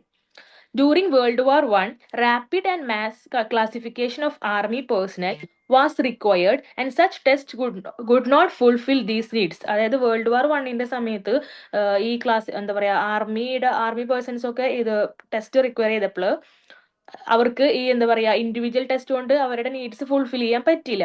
അപ്പൊ അവർ എന്ത് ചെയ്തു, group ടെസ്റ്റും കൂടിയും ഇതിൽ ഡെവലപ്പ് ചെയ്തു. അതാണ് പറയുന്നത് therefore group individual tests were developed which would be administered on a group of individuals at one go. Army Alpha and Army Beta. അതായത് ഫസ്റ്റ് ഇൻഡിവിജ്വൽ ടെസ്റ്റും ഗ്രൂപ്പ് ടെസ്റ്റും ഉണ്ടാവും. ഈ മെയിൻ ആയിട്ട് നമ്മൾ ഇതിൽ ചെക്ക് ചെയ്യുമ്പോൾ പ്രോബ്ലം സോൾവിങ്, അതുപോലെ മെമ്മറി, ക്രിട്ടിക്കൽ തിങ്കിങ്, അതൊക്കെ നമ്മൾ ഇതിൽ ടെസ്റ്റ് ചെയ്യും. അതായത് ഒരാളുടെ ചിന്തയും അറിവും ഓർമ്മയും എല്ലാം ഇതിൽ ടെസ്റ്റ് ചെയ്യുന്നുണ്ട്. രണ്ടാമത്തതാണ് verbal and non verbal test. Other classification of intelligent test based on the form and content of these test items is verbal. Verbal എന്ന് പറയുമ്പോൾ പേപ്പർ പെൻസിൽ ടെസ്റ്റുകൾ, അതായത് നമ്മൾ എഴുതുന്ന ഒരു ടെസ്റ്റ് ഉണ്ടല്ലോ, അതാണ് വെർബലിൽ ഉദ്ദേശിക്കുന്നത്. And non verbal performance test use written language. അതായത് നമ്മുടെ ലാംഗ്വേജിനെയാണ് അവിടെ നോൺ വെർബലിൽ ടെസ്റ്റ് ചെയ്യുന്നത്. For items and therefore require the examines to be literate. അതായത് അങ്ങനെയാണ് നമുക്ക് ഇതിന്റെ വെർബലിന്റെ നോൺ വെർബലിന്റെ ടെസ്റ്റ് നടത്തുന്നത് IQ കണ്ടുപിടിക്കാൻ വേണ്ടിയിട്ട്. Examinees are required to manipulate the items in particular and designed manor.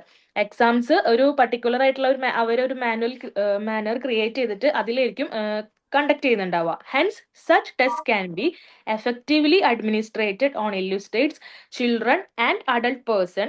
Also, some of the performance tests came to be also. Some of the performance tests claim to be suitably used at persons from different cultures and portrayed to be called as culture free, culture fair, culture reduced and cross cultural test. Main ആയിട്ട് വെർബലും non വെർബലും പറയുന്നത് written ടെസ്റ്റും അതായത് paper ടെസ്റ്റും നമ്മുടെ language ടെസ്റ്റും ആണ് നോക്കുന്നത്. അവര് എന്താ പറയാ, നമ്മൾ IQ ടെസ്റ്റ് ചെയ്യാൻ പോകുമ്പോൾ ഓരോ സെക്ഷൻ ആയിട്ടാണ് ടെസ്റ്റുകൾ നടത്തുക. ഇപ്പോ എന്താ പറയാ, എന്റെ ബ്രദറിനൊക്കെ ചെയ്തിട്ടുണ്ടായിരുന്നു ഈ IQ ടെസ്റ്റ്. അവന്റെ ഒരു പ്രോബ്ലം എന്തായിരുന്നു വെച്ചിട്ടുണ്ടെങ്കിൽ ക്ലാസ്സിൽ തീരെ ശ്രദ്ധിക്കില്ലായിരുന്നു, എഴുതില്ലായിരുന്നു, നോട്ട്സ് എഴുതാൻ ബുദ്ധിമുട്ട്, കംപ്ലീറ്റ് ചെയ്യാതിരിക്കുക, അങ്ങനത്തെ ഒക്കെ കുറെ ഇഷ്യൂസ് ഉണ്ടായിരുന്നു. അപ്പൊ IQ ടെസ്റ്റ് ചെയ്തപ്പോൾ അതിൽ പറഞ്ഞത് എന്താന്ന് വെച്ചിട്ടുണ്ടെങ്കിൽ നമ്മുടെ കോൺസെൻട്രേഷൻ, ഒബ്സർവേഷൻ കുറവാന്നാ പറഞ്ഞത്. അപ്പൊ അത് കൂട്ടാനാണ് നമുക്ക് അവിടുന്ന് ഒരു എന്താ പറയാ സൈക്കോളജിസ്റ്റിന്റെ അടുത്തുനിന്ന് ഗൈഡ് കിട്ടിയത്. അപ്പോ പിന്നെ വരുന്നതാണ് ക്രിയേറ്റിവിറ്റിയിൽ അവർ ടെസ്റ്റ് ചെയ്യുന്നത് മെയിൻ ആയിട്ട് എന്താന്ന് വെച്ചിട്ടുണ്ടെങ്കിൽ നമ്മൾ എത്രത്തോളം ഐഡിയാസ് നമുക്കുണ്ട്. അതായത് ഇപ്പൊ നമുക്കൊരു കണ്ടന്റ് കിട്ടിക്കഴിഞ്ഞിട്ടുണ്ടെങ്കിൽ അതിനെ നമുക്ക് എങ്ങനെ എന്താ പറയാ എന്താണ് പറയാ നമുക്കത് എത്രമാത്രം അതിനെ എന്താ പറയാ ക്രിയേറ്റ് ചെയ്യാൻ പറ്റുകയെന്ന് നോക്കുക. അതായത് the most advanced thought processes creativity involves production of uncommon and novel ideas that are highly relevant to the situation. അതായത് സിറ്റുവേഷൻ അനുസരിച്ചിട്ട് നമുക്ക് തന്നിട്ടുള്ള ടോപ്പിക്കിനെ നമുക്ക് എങ്ങനെ ക്രിയേറ്റിവിറ്റി ആക്കാം അല്ലെങ്കിൽ എത്രത്തോളം അത് ഭംഗിയാക്കാം, അതാണ് അവിടെ നോക്കുന്നത്. Creativity is defined as something different from intelligence.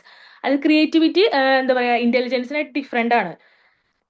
നമുക്ക് എന്താ പറയുക and as parallel construct to intelligence, but it differ in intelligence from in that is not restricted to cognitive and intellectual functioning or behavior. Instead, it is concerned with a complex mix of motivational conditions, personality factors, environmental conditions, chance factors, and even products. അതായത് ക്രിയേറ്റിവിറ്റിയിൽ മെയിനായിട്ട് നമ്മൾ intelligence അല്ല നോക്കുന്നത്, നമ്മുടെ personality factors. അത് പെട്ടെന്ന് ഇപ്പൊ നമുക്ക് ഒരു ടോപ്പിക് തന്നിട്ടുണ്ടെങ്കിൽ നമുക്ക് അത് എത്രമാത്രം എന്താ പറയാ പെർഫോം ചെയ്യാൻ പറ്റും എന്നുള്ളതാണ് അവിടെ നോക്കുന്നത്. നമ്മളെ ബുദ്ധിയേക്കാൾ കൂടുതൽ നമ്മൾ അതിനെ എത്ര ഭംഗിയാക്കുന്നു എന്നുള്ളതാണ് നോക്കുന്നത്. അതായത് ആ ഒരു എൻവയോൺമെന്റിൽ നമ്മൾ അതിനെ എങ്ങനെ അല്ല എന്താ പറയാ എങ്ങനെ അതിനെ നേരിടുന്നു എന്നുള്ളതാണ് അതിൽ നോക്കുന്നത്. അതാണ് ക്രിയേറ്റിവിറ്റി എന്നുള്ളത്. മാം 3 ടോപ്പിക്കാണ്, ഓരോ ടോപ്പിക്കായിട്ടാണ് തന്നിട്ടുണ്ടായിരുന്നത്. അപ്പൊ ഞാൻ ഇവിടം വരെയാണ് പ്രിപ്പയർ ചെയ്തിട്ടുണ്ടായിരുന്നത്. ഹലോ മാം പോയോ? No, I'm here. നമുക്ക് ഓരോ ടോപ്പിക്കായിട്ടാണ് പ്രസന്റേഷൻ ഇട്ടിട്ടുണ്ടായിരുന്നത്. അപ്പൊ ഞാൻ ഇതിൽ മൂന്ന് ടോപ്പിക് ആക്കിയിട്ട് എടുത്തതാണ്. Very good. It was really wonderful അല്ലേ?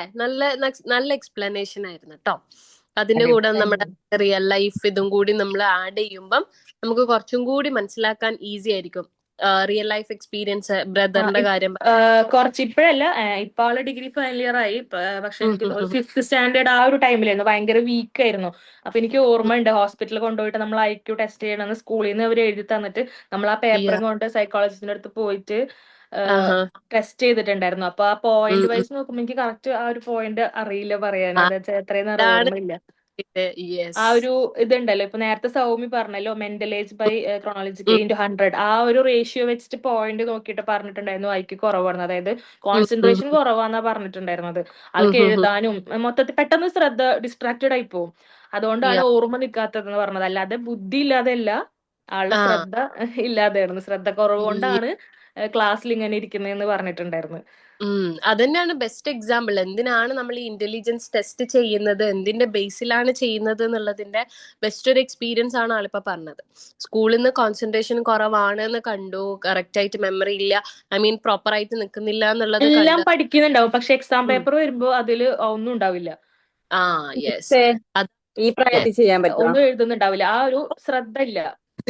പക്ഷെ അല്ലാതെ ഇപ്പോ ഇൻഡിവിജ്വൽ ആയിട്ട് പഠിക്കുമ്പോ കുഴപ്പമുണ്ടാവില്ല. പക്ഷെ ഇപ്പൊ ഓക്കെ ആയിട്ട് ഇപ്പോഴും പ്രശ്നമില്ല, ആ ഒരു ടൈം പീരീഡിൽ അങ്ങനെ ആയിരുന്നു. അപ്പോ ടെസ്റ്റ് പിന്നെ അങ്ങനെ അവിടെ നിന്ന് അങ്ങനെ പറഞ്ഞത് IQ കുറവായതുകൊണ്ടാണ്, അതായത് കോൺസെൻട്രേഷൻ കുറവായതുകൊണ്ടും ആൾക്ക് ഒബ്സർവേഷൻ ആ ഒരു ഇതുണ്ടല്ലോ, പെട്ടെന്ന് ഇങ്ങനെ എന്തെങ്കിലും ആക്ടിവിറ്റീസ് കൊടുത്താൽ 2 മിനിറ്റ് കഴിഞ്ഞാൽ അവിടെ നിന്ന് എണീറ്റ് പോകുന്ന ആ ഒരു ഇതായിരുന്നു. ഇതാണ് നമ്മൾ നോർമലി തിങ്ക് ചെയ്യുക എന്താന്ന് വെച്ച് കഴിഞ്ഞാൽ, ചെറിയ കുട്ടികളല്ലേ അപ്പൊ പഠിക്കാനുള്ള താല്പര്യം തീരെ ഇല്ലാത്തത് കൊണ്ടാണ് ഇവർ ഇങ്ങനെ ബിഹേവ് ചെയ്യുന്നതെന്നൊക്കെ ഉള്ള രീതിയിലാണ് നമ്മൾ തിങ്ക് ചെയ്യുക ആസ് എ പാരന്റ്. നമുക്കിപ്പോ സൈക്കോളജിനെ പറ്റി ഒരു ഐഡിയ ഇല്ല, ഇങ്ങനത്തെ ടെസ്റ്റുകളൊക്കെ ഉണ്ട് എന്നൊക്കെ ഒരു ഐഡിയ ഇല്ലാന്നുണ്ടെങ്കിൽ നമ്മൾ നോർമലി അത് കുട്ടിയുടെ ഒരു പ്രശ്നമായിട്ടാണ്, നമ്മൾ കുട്ടി മര്യാദയ്ക്കിരുന്ന് പഠിക്കാത്തതിന്റെ പ്രശ്നം എന്നുള്ള രീതിയിൽ നമ്മൾ ചെയ്യാം. പക്ഷെ ഇതാണ് ആസ് എ ടീച്ചർ നിങ്ങളുടെ റെസ്പോൺസിബിലിറ്റി മനസ്സിലായിട്ടുണ്ടാവും. ഇങ്ങനെ ഒരു കുട്ടി നമ്മുടെ ക്ലാസ്സിൽ ഉണ്ട് എന്നുണ്ടെങ്കിൽ ഇത് പഠിക്കാത്തത് കൊണ്ടാണ്, ആ കുട്ടിയുടെ സ്വഭാവം ഇങ്ങനെ ആയതുകൊണ്ടാണ് അങ്ങനെ ചെയ്യുന്നത് എന്നുള്ള രീതിയിൽ തള്ളിക്കളയാതെ ഈ ഒരു പോസിബിലിറ്റി കൂടി നമ്മളൊന്ന് മൈൻഡിൽ കീപ്പ് ചെയ്യണം. ചിലപ്പം ഇന്റലിജൻസിന്റെ എന്തെങ്കിലും പ്രശ്നം കാരണമായിരിക്കണം കുട്ടി അങ്ങനെ ബിഹേവ് ചെയ്യുന്നത് എന്നുള്ളത്. നമ്മൾ ഓരോ ടെസ്റ്റ് ചെയ്തപ്പോഴും ഇപ്പൊ ക്രിയേറ്റീവ് സൈഡ് നോക്കുകയാണെന്നുണ്ടെങ്കിൽ ആൾ ഓക്കെയാണ്. ഇപ്പൊ എന്തൊരു കാര്യം ആൾ കൊടുത്തിട്ടുണ്ടെങ്കിൽ അത് പെർഫെക്റ്റ് ആയിട്ട് ചെയ്യും. ഇപ്പൊ എന്താ പറയുക സോഷ്യൽ ഇന്ററാക്ഷൻ ആയാലും എല്ലാതായാലും. പക്ഷെ നമ്മൾ ബൈ ഹാർട്ട് ചെയ്ത് പഠിക്കുന്നതിന് ആ ഒരു കോൺസെൻട്രേഷൻ ഉണ്ടല്ലോ, എഴുതാനുള്ള ഒരു ഇത് അത് ഉണ്ടായിരുന്നില്ല. അവിടെയാണ് IQ കുറഞ്ഞത്. പക്ഷേ ഞാനൊരു കാര്യം പറയട്ടെ. ഞാനൊക്കെ പഠിക്കണ സമയത്ത് ഞാൻ 2003 SLC ആണ്. അപ്പൊ ഒരു 2000 മുതൽ 2000 മുതൽ നമുക്ക് എടുക്കാം, ഒരു 8th സ്റ്റാൻഡേർഡ് മുതൽ. അപ്പൊ ടീച്ചേഴ്സ് ഒക്കെ ഇങ്ങനത്തെ സ്റ്റുഡൻസിനെ പറയുന്ന പേരാണ് നേരം വെച്ച് കെട്ടി എഴുന്നള്ളി വരും. എന്റെ മുഖത്ത് സിനിമാ പ്രദർശനം പോലെ എന്നെ ഇങ്ങനെ നോക്കിയിരിക്കും. അങ്ങനത്തെ വാക്കുകളായിരുന്നു അന്ന് ഞാനൊക്കെ കേട്ടിരുന്നത്. ഇവിടെ ഉള്ളവരെങ്ങനെയാന്ന് എനിക്കറിയില്ല. പക്ഷെ ഇപ്പൊ അങ്ങനെയല്ല. ഇപ്പൊ ഇങ്ങനത്തെ കുട്ടികളെ എങ്ങനെ മുന്നിലേക്ക് കൊണ്ടുവരാം എന്നുള്ളതാണ് ടീച്ചേഴ്സ് നോക്കുന്നത്. ഇപ്പോഴത്തെ ഈ രീതി ഹിസ്റ്ററിയിൽ പറയുന്നത് ഇപ്പോഴത്തെ രീതി അതെനിക്ക് തോന്നുന്നത് ഇപ്പോഴുള്ള ടീച്ചേഴ്സ് 90s ടീച്ചേഴ്സ് ആയതുകൊണ്ടാണോന്ന് എനിക്ക് ഡൗട്ട്സ് ഉണ്ട്. അന്ന് 16s അങ്ങനെ ആ ഒരു കാലഘട്ടത്തിൽ ടീച്ചേഴ്സ് അതിപ്പോ നമ്മളെ പറയുന്നുണ്ടല്ലോ മാം, പഠിപ്പിച്ചിട്ടുണ്ടായിരുന്നു. റീൽസിലൊക്കെ പറയുന്നുണ്ടല്ലോ ആ ഒരു ജനറേഷൻ മരിച്ചുപോയി, ഇനി വരുന്ന ജനറേഷനിലെ കുട്ടികൾക്ക് ഭയങ്കര ഇതാന്നുള്ളത്. കാരണം എല്ലാം മനസ്സിലാക്കി, കാരണം നമ്മളാണല്ലോ ഇനി ടീച്ചേഴ്സ് ആവുന്നത്, 90s കിഡ്സ് ആണല്ലോ. അപ്പൊ അതുകൊണ്ട് അതിന്റെ ഡിഫറൻസ് നന്നായി കാണാനുണ്ടെന്ന് നല്ല പറയുന്നുണ്ട്. ഡൗട്ട് ഉണ്ട്. കാരണം ഒട്ടും അതാണ് പഠിക്കാത്ത നമ്മൾ കുട്ടികൾ വരെ ഇപ്പൊ പറയുന്ന കാര്യം അതാണ്. എന്തെങ്കിലും ആയിത്തീരുന്നുണ്ട്. അതാണ് മാറുന്നത് ഇപ്പൊ പോലെ. നമ്മൾ കുറെ പുരോഗമിച്ചു പോയത്. എസ്പെഷ്യലി നമുക്ക് ആ കാലത്ത് ഇങ്ങനെ ഒരു സാധനം ഉണ്ട്, കുട്ടികൾക്ക് ഇങ്ങനൊക്കെ മെന്റൽ പ്രഷറും കാര്യങ്ങളും മെന്റൽ ഇഷ്യൂസ് എന്നൊക്കെ പറയുന്നത് ഉണ്ടാവുന്നു എന്നുള്ളതിനെ അതെ പറ്റി അതെ. ഇവർക്ക് ഒരു അറിയില്ലായിരുന്നു. പക്ഷെ ഇപ്പൊ ഇവിടെ ഇരിക്കുന്ന ഓരോരുത്തരും അന്നൊക്കെ ഓരോ ടീച്ചേഴ്സിന്റെ സപ്പോർട്ട് കിട്ടിയാൽ തന്നെ എവിടെയോ എത്തേണ്ടവരാ. വീട്ടില് മാത്രം പറയരുത് എന്റെ പേരൻസ് കെട്ടിച്ചു വിട്ടു അതാന്ന് എല്ലാവരും റീസൺ പറയുന്നത്. പക്ഷെ പേരൻസിനെ മാത്രല്ല, ഒരു ടീച്ചേഴ്സിന്റെ ഒരു സപ്പോർട്ട് ഉണ്ടെങ്കിൽ നമുക്ക് എനിക്കിപ്പോ മാരേജ് വേണ്ട എന്ന് പറയാനുള്ളൊരു നാവ് നമുക്ക് പൊന്താനുള്ള ഒരു ഇതുണ്ടായിരുന്നു. അന്ന് അതില്ലാത്തോണ്ടാണ് ഇവിടെ ഇരിക്കുന്നത്. സത്യം ഞാൻ വണ്ടടിച്ചു പോയി ആഷിഫിന്റെ ക്ലാസ് കേട്ടപ്പോ. ഡബിൾ ഡിഗ്രി വരെ ഉള്ളവരുണ്ട് ഇവിടെ. എവിടെയൊക്കെ എത്തേണ്ടവരാണ്. That's the thing. അതാണ് നമ്മൾ ഇനിയിപ്പം നമ്മൾ മനസ്സിലാക്കേണ്ട കാര്യം. നാളെ ഈ ജനറേഷനിലുള്ള കുട്ടികൾ ഇനി ഭാവിയിൽ പോയിട്ട് പറയാൻ പാടില്ല എന്റെ മിസ് ഇങ്ങനെ ചെയ്യാത്തത് കൊണ്ടാണ് ഇങ്ങനെയൊക്കെ മിസ്സേ, നടന്നത്. എന്റെ ഉമ്മ പറയാറുണ്ട്, ഞങ്ങളൊക്കെ ഒന്നും ഒരു സപ്പോർട്ട് ഉണ്ടായിരുന്നില്ല. ഇപ്പൊ നമ്മൾ പറയില്ല, ഇപ്പൊ ഐക്യു ഒരാള് പഠിക്കുന്നില്ലെങ്കിൽ നമ്മൾ എന്ത് ചെയ്യാ, ആ കുട്ടിക്ക് എന്താണ് ആളുടെ പ്രോബ്ലം എന്ന് കണ്ടിട്ട് നമ്മൾ ആളെ ഗൈഡ് ചെയ്യുന്നുണ്ട്. പക്ഷെ അവര് പഠിക്കുന്ന കാലഘട്ടം വേണേ പഠിച്ചാ മതി, വേണേ വന്നാ മതി, അങ്ങനെ ഒരു ഇതാണെന്ന് പറയാം. പക്ഷെ ഇന്നത്തെ ജനറേഷനിൽ അങ്ങനെ അല്ലല്ലോ. ഓരോ കുട്ടികളുടെ പ്രോബ്ലം എന്താണ് നമ്മൾ മനസ്സിലാക്കി നമ്മളോടൊന്നും പഠിക്കാൻ തന്നെ പറയാറുണ്ടായിരുന്നില്ല. അതെന്താണെന്ന് നമുക്ക് തിരുത്താനുള്ള ഒരു അവസരം ഉണ്ടല്ലോ. പിന്നെ മെത്തേഡ് ഓഫ് നേരത്തിന് ടീച്ചിങ്ങും വ്യത്യാസം ഉണ്ടല്ലോ. കഴിക്കാനില്ലാത്ത വീട്ടിൽ നിന്ന് വരുന്ന കുട്ടികൾക്ക് രാവിലെ A+B² പറഞ്ഞ ഒന്നും മനസ്സിലാവില്ല. പിന്നെ അത് DPP ആയിട്ട് വന്നു. ഇപ്പൊ വേറെ എന്തൊക്കെയോ എഡ്യൂക്കേഷൻ ആണ് വരുന്നത്. ഒരു 5 വർഷം കൂടുമ്പോഴും മാറിക്കൊണ്ടിരിക്കുകയാണ്. സത്യത്തിൽ ഇപ്പോഴത്തേതാണ് വിദ്യാഭ്യാസം. എങ്ങനെ അവര് വന്നതറിയോ? സ്കൂളിൽ നമ്മൾ തല്ലുന്നുണ്ടോ സൈക്കോളജി കൊല്ലുന്നുണ്ടോ കഞ്ചാവ് അടിക്കുന്നുണ്ടോ അത് നമുക്ക് നോക്കേണ്ട കാര്യമില്ല. അത് ഓരോരുത്തർ എങ്ങനെ പോയാലും അത് അവരാവേണ്ട പോലെ ആവും. പക്ഷെ ഒരുപാട് പെൺകുട്ടികൾക്ക് മാറ്റം വന്നിട്ടില്ലേ? പിന്നെ കുട്ടികൾ മൊത്തം ഇപ്പൊ എന്താ മാറ്റം മാറിയില്ലേ? ഇപ്പൊ അതിൽ റീസെന്റ് നമ്മൾ നിന്നിട്ട് ഇനി കേട്ടതാണ് ബാക്കിയുള്ളത് തങ്ങൾ ഫാമിലിയിലെ ആ മോള് വന്നിട്ട് അത്രയും കാര്യങ്ങൾ പറഞ്ഞത്. അപ്പൊ ഒരുപാട് പെൺകുട്ടികൾക്ക് മാറ്റം വന്നിട്ടുണ്ട്. Yes that's correct. അതാണ് ഇതിനാണ് നമ്മൾ മെയിൻ ആയിട്ട് ഈ ടോപ്പിക്സ് ഒക്കെ പഠിക്കുന്നത് കേട്ടോ. This is the reason. കാരണം നമ്മൾ ഓരോന്ന് പക്ഷെ മിസ്സേ, മനസ്സിലാക്കണം. വേറൊരു ഇഷ്യൂ ഉണ്ട് ഇതില്. ഇത് കൂടിയാലും പ്രശ്നമാന്ന് പറയും. കഴിഞ്ഞ ദിവസം ഒരു ഇന്റർവ്യൂ കണ്ടിട്ടുണ്ടായിരുന്നു ഒരു ടീച്ചറിന്റെ. അപ്പൊ ആ ടീച്ചർ പറയാം, 4 വർഷം മുമ്പ് പഠിപ്പിക്കുമ്പോഴ് കോളേജിൽ പഠിപ്പിച്ച സമയത്ത് ആ കുട്ടികൾ വലിയ പിള്ളേരായിരിക്കും, അതായത് ബോയ്സ്, അവർ നമ്മളെക്കാട്ടി ഹൈറ്റും വെയിറ്റും ഉള്ള ഒരു മീശയും താടിയും ഒക്കെ വെച്ച് വന്നവര് ചിലപ്പോ കള്ളു കുടിച്ചിട്ടുണ്ടാവും, കഞ്ചാവ് അടിച്ചിട്ടുണ്ടാവും. പക്ഷെ അവരെങ്ങനെ കഴുത്തിന് ഇങ്ങനെ പിടിച്ചിട്ടായിരിക്കും, താഴ്ത്തിയിട്ടായിരിക്കും നോക്കുകയാണ്. പക്ഷെ ചെയ്തിട്ടുണ്ടോ എന്ന് ചോദിച്ചിട്ടുണ്ടെങ്കിൽ സോറി എന്ന് പറയുന്നു, സോറി മിസ്സേ, ഇല്ല മിസ്സേ എന്ന് പറയുന്നു. പക്ഷെ ഇപ്പത്തെ പിള്ളേരുടെ അടുത്ത് അങ്ങനെ പറയാൻ പേടിയാണെന്ന്. കാരണം എന്താന്ന് വെച്ചിട്ടുണ്ടെങ്കിൽ എന്റെ മോൻ അവരെന്തെങ്കിലും ചെയ്താലോ എന്നുള്ളൊരു പേടിയാണ്. അതായത് ആ ഒരു വൈരാഗ്യം വെച്ചിട്ട് വീട്ടിലുള്ളവർ എന്തെങ്കിലും ചെയ്യോ എന്നുള്ളൊരു പേടിയാണ്. അപ്പൊ അന്നത്തെ പിള്ളേരെ പോലെ അല്ല ഇപ്പൊ പഠിപ്പിക്കാൻ പേടിയാണ്. ഇപ്പൊ ഇങ്ങനെ നമുക്ക് അവരെ തിരുത്താൻ പേടിയാണെന്ന് ഈ ഒരു ജനറേഷൻ കിഡ്സിന്. അതും പറയുന്നുണ്ട്. ഇതാവുമ്പോ നമ്മുടെ ഈ ഒരു എന്താ പറയാ സോഷ്യൽ മീഡിയയുടെ ഒരു ഇത് കൊണ്ട് വരുന്ന കുറെ പ്രോബ്ലംസ് വേറെ ഉണ്ട്, സൈഡ് എഫക്ട്സ് ഉണ്ട്. കാര്യം എന്താണെന്നറിയോ, നമ്മളെ വീട്ടിൽ നമ്മൾ വളർത്തുന്ന പോലെയാണ് നമ്മളെ കുട്ടികളാവാം. അതിപ്പം പാരന്റ്സ് ആണെങ്കിലും ടീച്ചേഴ്സ് ആണെങ്കിലും നമ്മൾ എങ്ങനെയാണോ കുട്ടികളെ ഉണ്ടാക്കുന്നത് അതുപോലെ. ഞാൻ ആദ്യത്തെ ക്ലാസ്സിലൊക്കെ പറഞ്ഞിട്ടുണ്ട്, ഈ കുട്ടികൾ എന്ന് പറയുന്നത് ഒരു ബ്ലാങ്ക് സ്ലേറ്റ് ആണ്. അതിൽ നമുക്ക് നല്ല കാര്യങ്ങൾ എഴുതണമെങ്കിൽ നല്ല കാര്യങ്ങൾ എഴുതാം, മോശം കാര്യങ്ങളാണ് എഴുതാൻ ഉദ്ദേശിക്കുന്നുണ്ടെങ്കിൽ മോശം കാര്യങ്ങൾ എഴുതാം. That's up to us, right? അപ്പോ നമ്മൾ ചിന്തിക്കേണ്ടത് ഈ കുട്ടികൾ ഇങ്ങനെ ആയിട്ടുണ്ടെങ്കിൽ അവിടെയും പാരന്റിങ്ങിൽ എന്തോ ഒരു പ്രോബ്ലം വന്നതുകൊണ്ടാണ് ഇപ്പോഴത്തെ കുട്ടികൾ ഇങ്ങനെ ആയത്. അപ്പൊ അത് നമ്മൾ മനസ്സിലാക്കിയിട്ട് ഇനി റെക്ടിഫൈ ചെയ്താലേ ആ ഒരു സംഭവം ഇനി മാറിക്കിട്ടുള്ളൂ, ആ ഒരു പേടി മാറിക്കിട്ടുള്ളൂ. കുറെ കാര്യങ്ങൾ മനസ്സിലാക്കുന്നുണ്ടെങ്കിലും there are some things there. That's the thing. വിദ്യാഭ്യാസത്തിന്റെ ഇമ്പോർട്ടൻസ് മനസ്സിലാക്കുന്നില്ല ഒരു ജോബിന്റെ ഒക്കെ അല്ലേ? ഇപ്പൊ ടെസ്റ്റ് ചെയ്യാ വായിക്കോ, അത് പറഞ്ഞിട്ടില്ലല്ലോ. ഇപ്പൊ ഏത് ഏജിൽ വേണമെങ്കിലും നമുക്ക്. ഞാൻ മുന്നേ ഒരു കേസ് പറഞ്ഞു തന്നിട്ടുണ്ടല്ലോ, എനിക്ക് വന്ന ഒരു കേസാണ്. എന്താന്ന് വെച്ച് കഴിഞ്ഞാല് ആൾക്ക് കല്യാണം, ഞാൻ മുന്നേ പറഞ്ഞിട്ടുണ്ട്, ആൾക്ക് കല്യാണം കഴിഞ്ഞ് 3 കുട്ടികളായിട്ടുണ്ട്. അപ്പൊ ഹസ്ബൻഡാണ് ഈ വൈഫിനെയും കൊണ്ട് ക്ലിനിക്കിലേക്ക് വരുന്നത്. ഞാൻ പറഞ്ഞു തന്നിട്ടുണ്ടോ? Do you remember?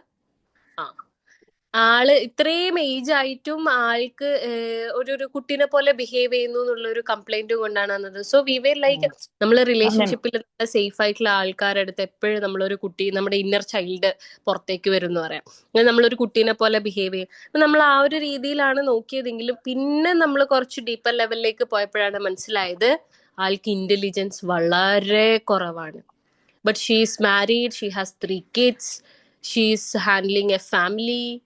അതൊക്കെയാണ്. അതായത് ഏത് സമയത്ത് വേണമെങ്കിലും നമുക്ക് ഈ ടെസ്റ്റ് എടുക്കാം, പക്ഷെ ചുറ്റുമുള്ള ആൾക്കാർ മനസ്സിലാക്കണം എന്തെങ്കിലും പ്രശ്നമുണ്ടോ പ്രശ്നം ഇല്ലേ എന്നുള്ളത്. ചുറ്റുള്ള അറ്റ്ലീസ്റ്റ് പാരന്റ്സ് മര്യാദയ്ക്ക് നോക്കിയിട്ടുണ്ടെങ്കിൽ അത് പണ്ടേ കണ്ടുപിടിക്കാമായിരുന്നു. അല്ലെങ്കിൽ ഹസ്ബൻഡ് തന്നെ കുറച്ച് മുന്നേ ഒരു പെശക് തോന്നിയിട്ട് കൊണ്ടുവന്നിട്ടുണ്ടെങ്കിൽ നമുക്ക് ഒന്ന് ടെസ്റ്റ് ചെയ്ത് ബാക്കിയുള്ള കാര്യങ്ങളൊക്കെ.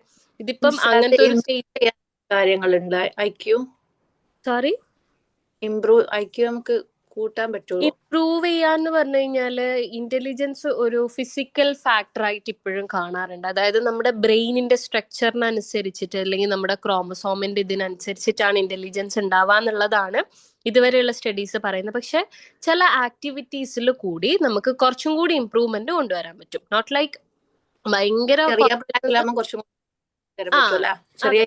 കുറച്ചുകൂടി ബെറ്റർ ആക്കാൻ പറ്റും ചില ആക്ടിവിറ്റീസിൽ കൂടി. അല്ലാതെ നമുക്ക് വലിയൊരു ചേഞ്ച് പ്രതീക്ഷിക്കാൻ പറ്റില്ല. ഇന്റലിജൻസ് കുറവാണെന്നുണ്ടെങ്കിൽ വലിയൊരു ഡ്രാസ്റ്റിക് ചേഞ്ച് നമുക്ക് എക്സ്പെക്ട് ചെയ്യാൻ പറ്റില്ല. ബട്ട് ഇംപ്രൂവ്മെന്റ്സ് കൊണ്ടുവരാൻ പറ്റും. That's the thing. ഓക്കെ. പിന്നീട് ടെസ്റ്റ് ചെയ്യാൻ പറ്റുമോ? ഇപ്പൊ നമ്മൾ ആദ്യം ടെസ്റ്റ് ചെയ്തിട്ട് കുറവാന്ന് കണ്ടു, പിന്നീട് നമുക്ക് വീണ്ടും അത് കൂടിയിട്ടുണ്ടോ? അങ്ങനെ അങ്ങനെ കൂടുന്ന ഒരു സാധനമല്ല ഇന്റലിജൻസ് എന്ന് പറയുന്നത്. നമുക്കിപ്പം പുവർ ആണെന്നുണ്ടെങ്കിൽ അത് ആ ഒരു ലെവലിൽ തന്നെ ആയിരിക്കും. പുവർ എന്ന് പറഞ്ഞു കഴിഞ്ഞാൽ വലിയ ചേഞ്ച് പ്രതീക്ഷിക്കണ്ട. ടെസ്റ്റ് ഇടയ്ക്കിടയ്ക്ക് ഇപ്പം നമ്മൾ വൈറ്റമിൻ ഡി ഒക്കെ ടെസ്റ്റ് ചെയ്യുന്നത് പോലെ ലെവൽ കൂടിയോ കുറഞ്ഞോ അങ്ങനെ ഉള്ളൊരു ടെസ്റ്റേ അല്ല കേട്ടോ ഇന്റലിജൻസ് എന്ന് പറയുന്നത്. അത് ഒരിക്കൽ ടെസ്റ്റ് ചെയ്താൽ തന്നെ മതി. അപ്പം തന്നെ നമുക്ക് മനസ്സിലാവും സ്കെയിലിൽ എവിടെയാണ് വരുന്നത്. കൂടിപ്പോയി കഴിഞ്ഞാലും നമുക്ക് എക്സ്പെക്ട് ചെയ്യാൻ പറ്റും. മിസ്സേ, പ്രായം കൂടുമ്പം കൂടാൻ ചാൻസ് ഇല്ല. ഓരോ അനുഭവങ്ങൾ ഇങ്ങനെ വരുമ്പോ ഇന്റലിജൻസ് അല്ല കൂടുന്നത്, നമ്മുടെ എന്താ പറയാ വിസ്ഡം ആണ് കൂടുക. ഇന്റലിജൻസ് ഒരിക്കലും കൂടൂല. ബുദ്ധി അല്ല കൂടുന്നത്, വിവേകമാണ് കൂടുന്നത്. അതായത് ലൈഫിൽ കുറെ എക്സ്പീരിയൻസ് വരുമ്പം ഇന്ന കാര്യങ്ങൾ വരുമ്പോൾ ഞാൻ ഇങ്ങനെ ഹാൻഡിൽ ചെയ്യാന്നുള്ള ഒരു തിരിച്ചറിവ്, അതും ഇന്റലിജൻസും തമ്മിൽ ബന്ധമില്ല. അതായത് ഇന്റലിജൻസ് എന്ന് പറയുന്നത് കംപ്ലീറ്റ്ലി എന്താ പറയാ ഈ വേൾഡിൽ സർവൈവ് ചെയ്യുക. അതായത് മെമ്മറി, പഠിക്കാനുള്ള കഴിവ്, പ്രോബ്ലം സോൾവ് ചെയ്യാനുള്ള ഒരു കഴിവ്, അതൊക്കെയാണ് ഇന്റലിജൻസിൽ വരുന്നത്. ഓക്കെ. അത് ചില ആൾക്കാർ നന്നായിട്ട് ചെയ്യും, ചില ആൾക്കാർക്ക് കുറച്ച് ടൈം എടുത്ത് ചെയ്യേണ്ടി വരും. That is the difference between these. Intelligence കുറവാണെന്നുണ്ടെങ്കിൽ പ്രോബ്ലം സോൾവിങ് എല്ലാം കുറച്ച് ബുദ്ധിമുട്ടായിരിക്കും. ഇന്റലിജൻസ് ആവശ്യത്തിന് ഉണ്ട് എന്നുണ്ടെങ്കിൽ ഈസി ആയിട്ട് പ്രോബ്ലം സോൾവ് ചെയ്യാൻ പറ്റും. അങ്ങനെ മാം, എന്റെ മോനെ 60% ഈ വർഷം 70 50 അത് ഈ വർഷം 60. ഇന്റലിജൻസ് ടെസ്റ്റ് ചെയ്തിട്ടുള്ള മാറ്റാണോ പറയുന്നത്? അതെ അതെ. യെസ്, അതാണ് ഞാൻ പറഞ്ഞത്. സ്കെയിലിൽ വലിയ ഡ്രാസ്റ്റിക് ചേഞ്ച് ഒന്നും നിങ്ങൾ പ്രതീക്ഷിക്കും. ഇപ്പൊ 60 എന്നുണ്ടെങ്കിൽ അത് 120 എത്തും എന്നൊന്നും നിങ്ങൾ എക്സ്പെക്ട് ചെയ്യാൻ പാടില്ല. പക്ഷെ ആക്ടിവിറ്റീസിൽ കൂടിയും നമ്മളൊരു റിപ്പീറ്റഡ്ലി ഭയങ്കര ചലഞ്ചിങ് ആയിട്ടുള്ള ആക്ടിവിറ്റീസ് ഒക്കെ കൊടുക്കുകയാണെങ്കിൽ നമുക്ക് കുറച്ച് ബെറ്റർ ചെയ്യാൻ പറ്റും. Okay. So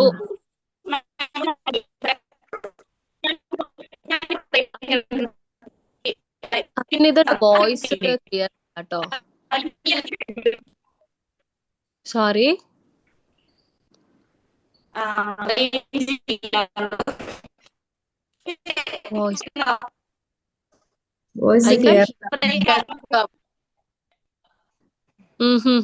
Afnida, your voice is not clear.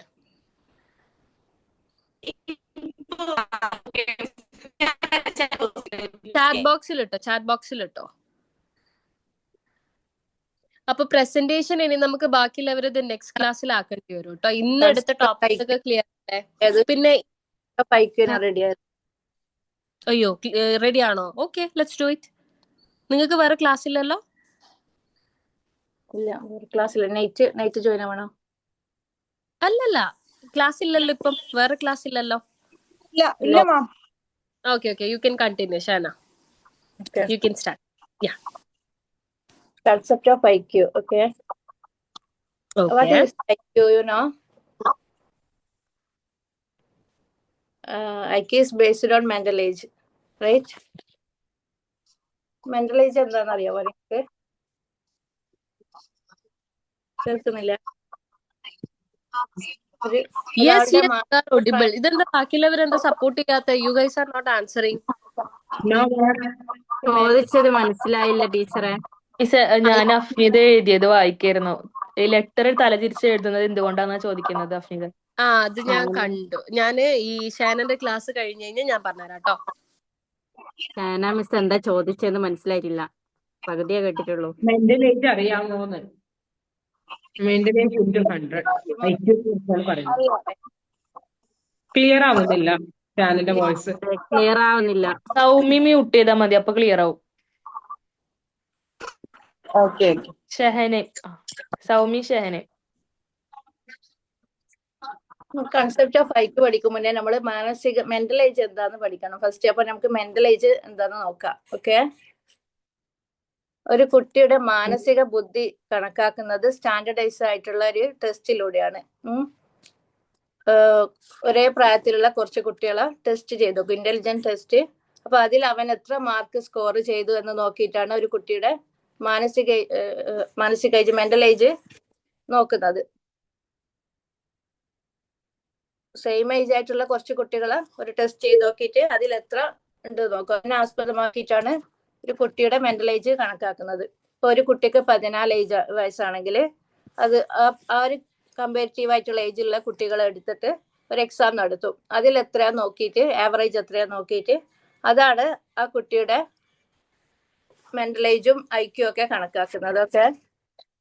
For example, in an intelligence test A mental age of N 8-year-old is 60. മാനസിക പ്രായം 60 ആണെങ്കിൽ 9 വയസ്സുള്ള കുട്ടിക്ക് 70 ആയിരിക്കും. അങ്ങനെ 10 വയസ്സിന്റെ കുട്ടിക്ക് 80. അങ്ങനെ അപ്പോ mental age of child is, ആ ഒരു എക്സാമില് 8-year ചൈൽഡുള്ള കുട്ടിക്ക് 80 ആണ് കിട്ടുന്നതാണെങ്കിൽ mental age is 10. Okay. That is but chronological age is only 8. ഇപ്പൊ ഒരു കുട്ടിക്ക് എക്സാമിൽ 80 മാർക്ക് കിട്ടി വിചാരിക്കുക. അപ്പൊ അതിനാ മെന്റൽ ഏജിനെ ക്രോണോളജിക്കൽ ഏജോട് ഡിവൈഡ് ചെയ്യും. മെന്റൽ ഏജ് മാനസിക പ്രായന്റെ, ക്രോണോളജിക്കൽ ഏജ് എന്ന് പറഞ്ഞാൽ റിയൽ ഏജ്. ആ കുട്ടിയുടെ റിയൽ ഏജ് ആണ് ക്രോണോളജിക്കൽ ഏജ്. MA/CA into 100. അങ്ങനെയാണ് നമ്മള് IQ നോക്കുന്നത്. മനസ്സിലായില്ല? Yes, ma'am.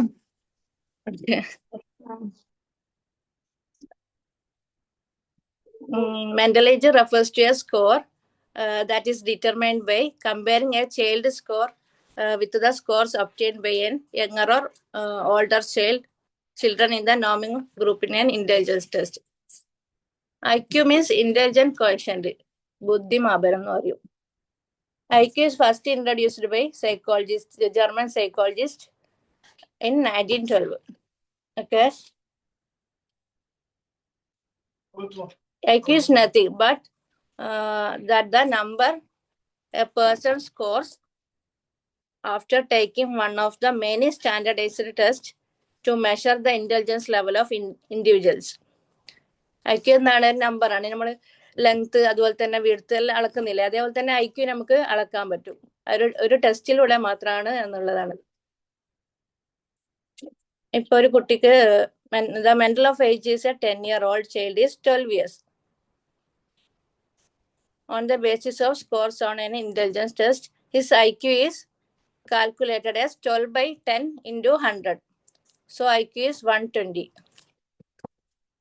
Mental age divided by chronological age ആണ് IQ into 100 വരും. ഡെസിമൽ പോയിന്റ് ഒഴിവാക്കാൻ നമ്മൾ 100 കൊണ്ട് ഇൻറ്റു ചെയ്യുന്നത്. Today, intelligence test calibrated against values of actual population scores. Most of them IQs in 70 to 130. ആ ഒരു റേഞ്ചിലാണ് ഇപ്പോൾ എല്ലാവരുടെയും IQ വരുന്നത്. വെരി ലോവും വെരി ഹൈയും കുറവായിരിക്കും.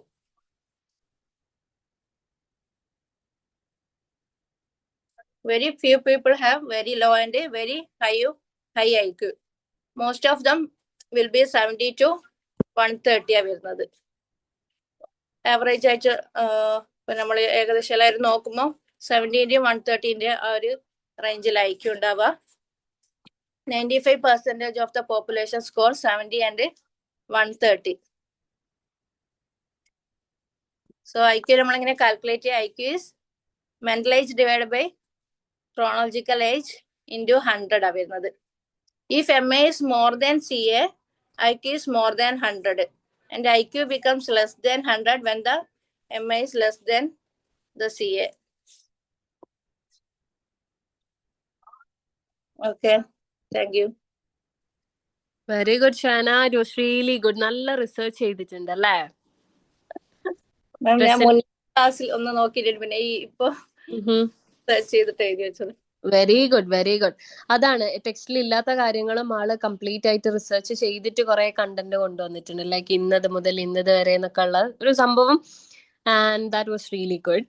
ഐക്യുവിനെ പറ്റി ഓൾറെഡി ഒരു ക്ലാസ് വന്നിട്ടുണ്ടല്ലേ? ഇനി ടോപ്പിക്സ് എടുക്കുന്ന ഇനി പ്രസന്റേഷൻ എടുക്കാൻ ബാക്കിയുള്ളവര് ഇന്ന് നമ്മൾ ക്ലാസ്സിൽ ചെയ്ത ടോപ്പിക്സ് സെലക്ട് ചെയ്യരുത്. If you chose that change ചെയ്തിട്ട് ഇനി എടുക്കാനുള്ള ടോപ്പിക്സ് ഇന്ന് വേണം കേട്ടോ എടുക്കാന്, ക്ലാസ് എടുക്കാന്. ഇതാ പറഞ്ഞത് ബെൽ ഷേപ്പ്ഡില്ല വരുന്നത്. Most of the people yes yes 70 to 130.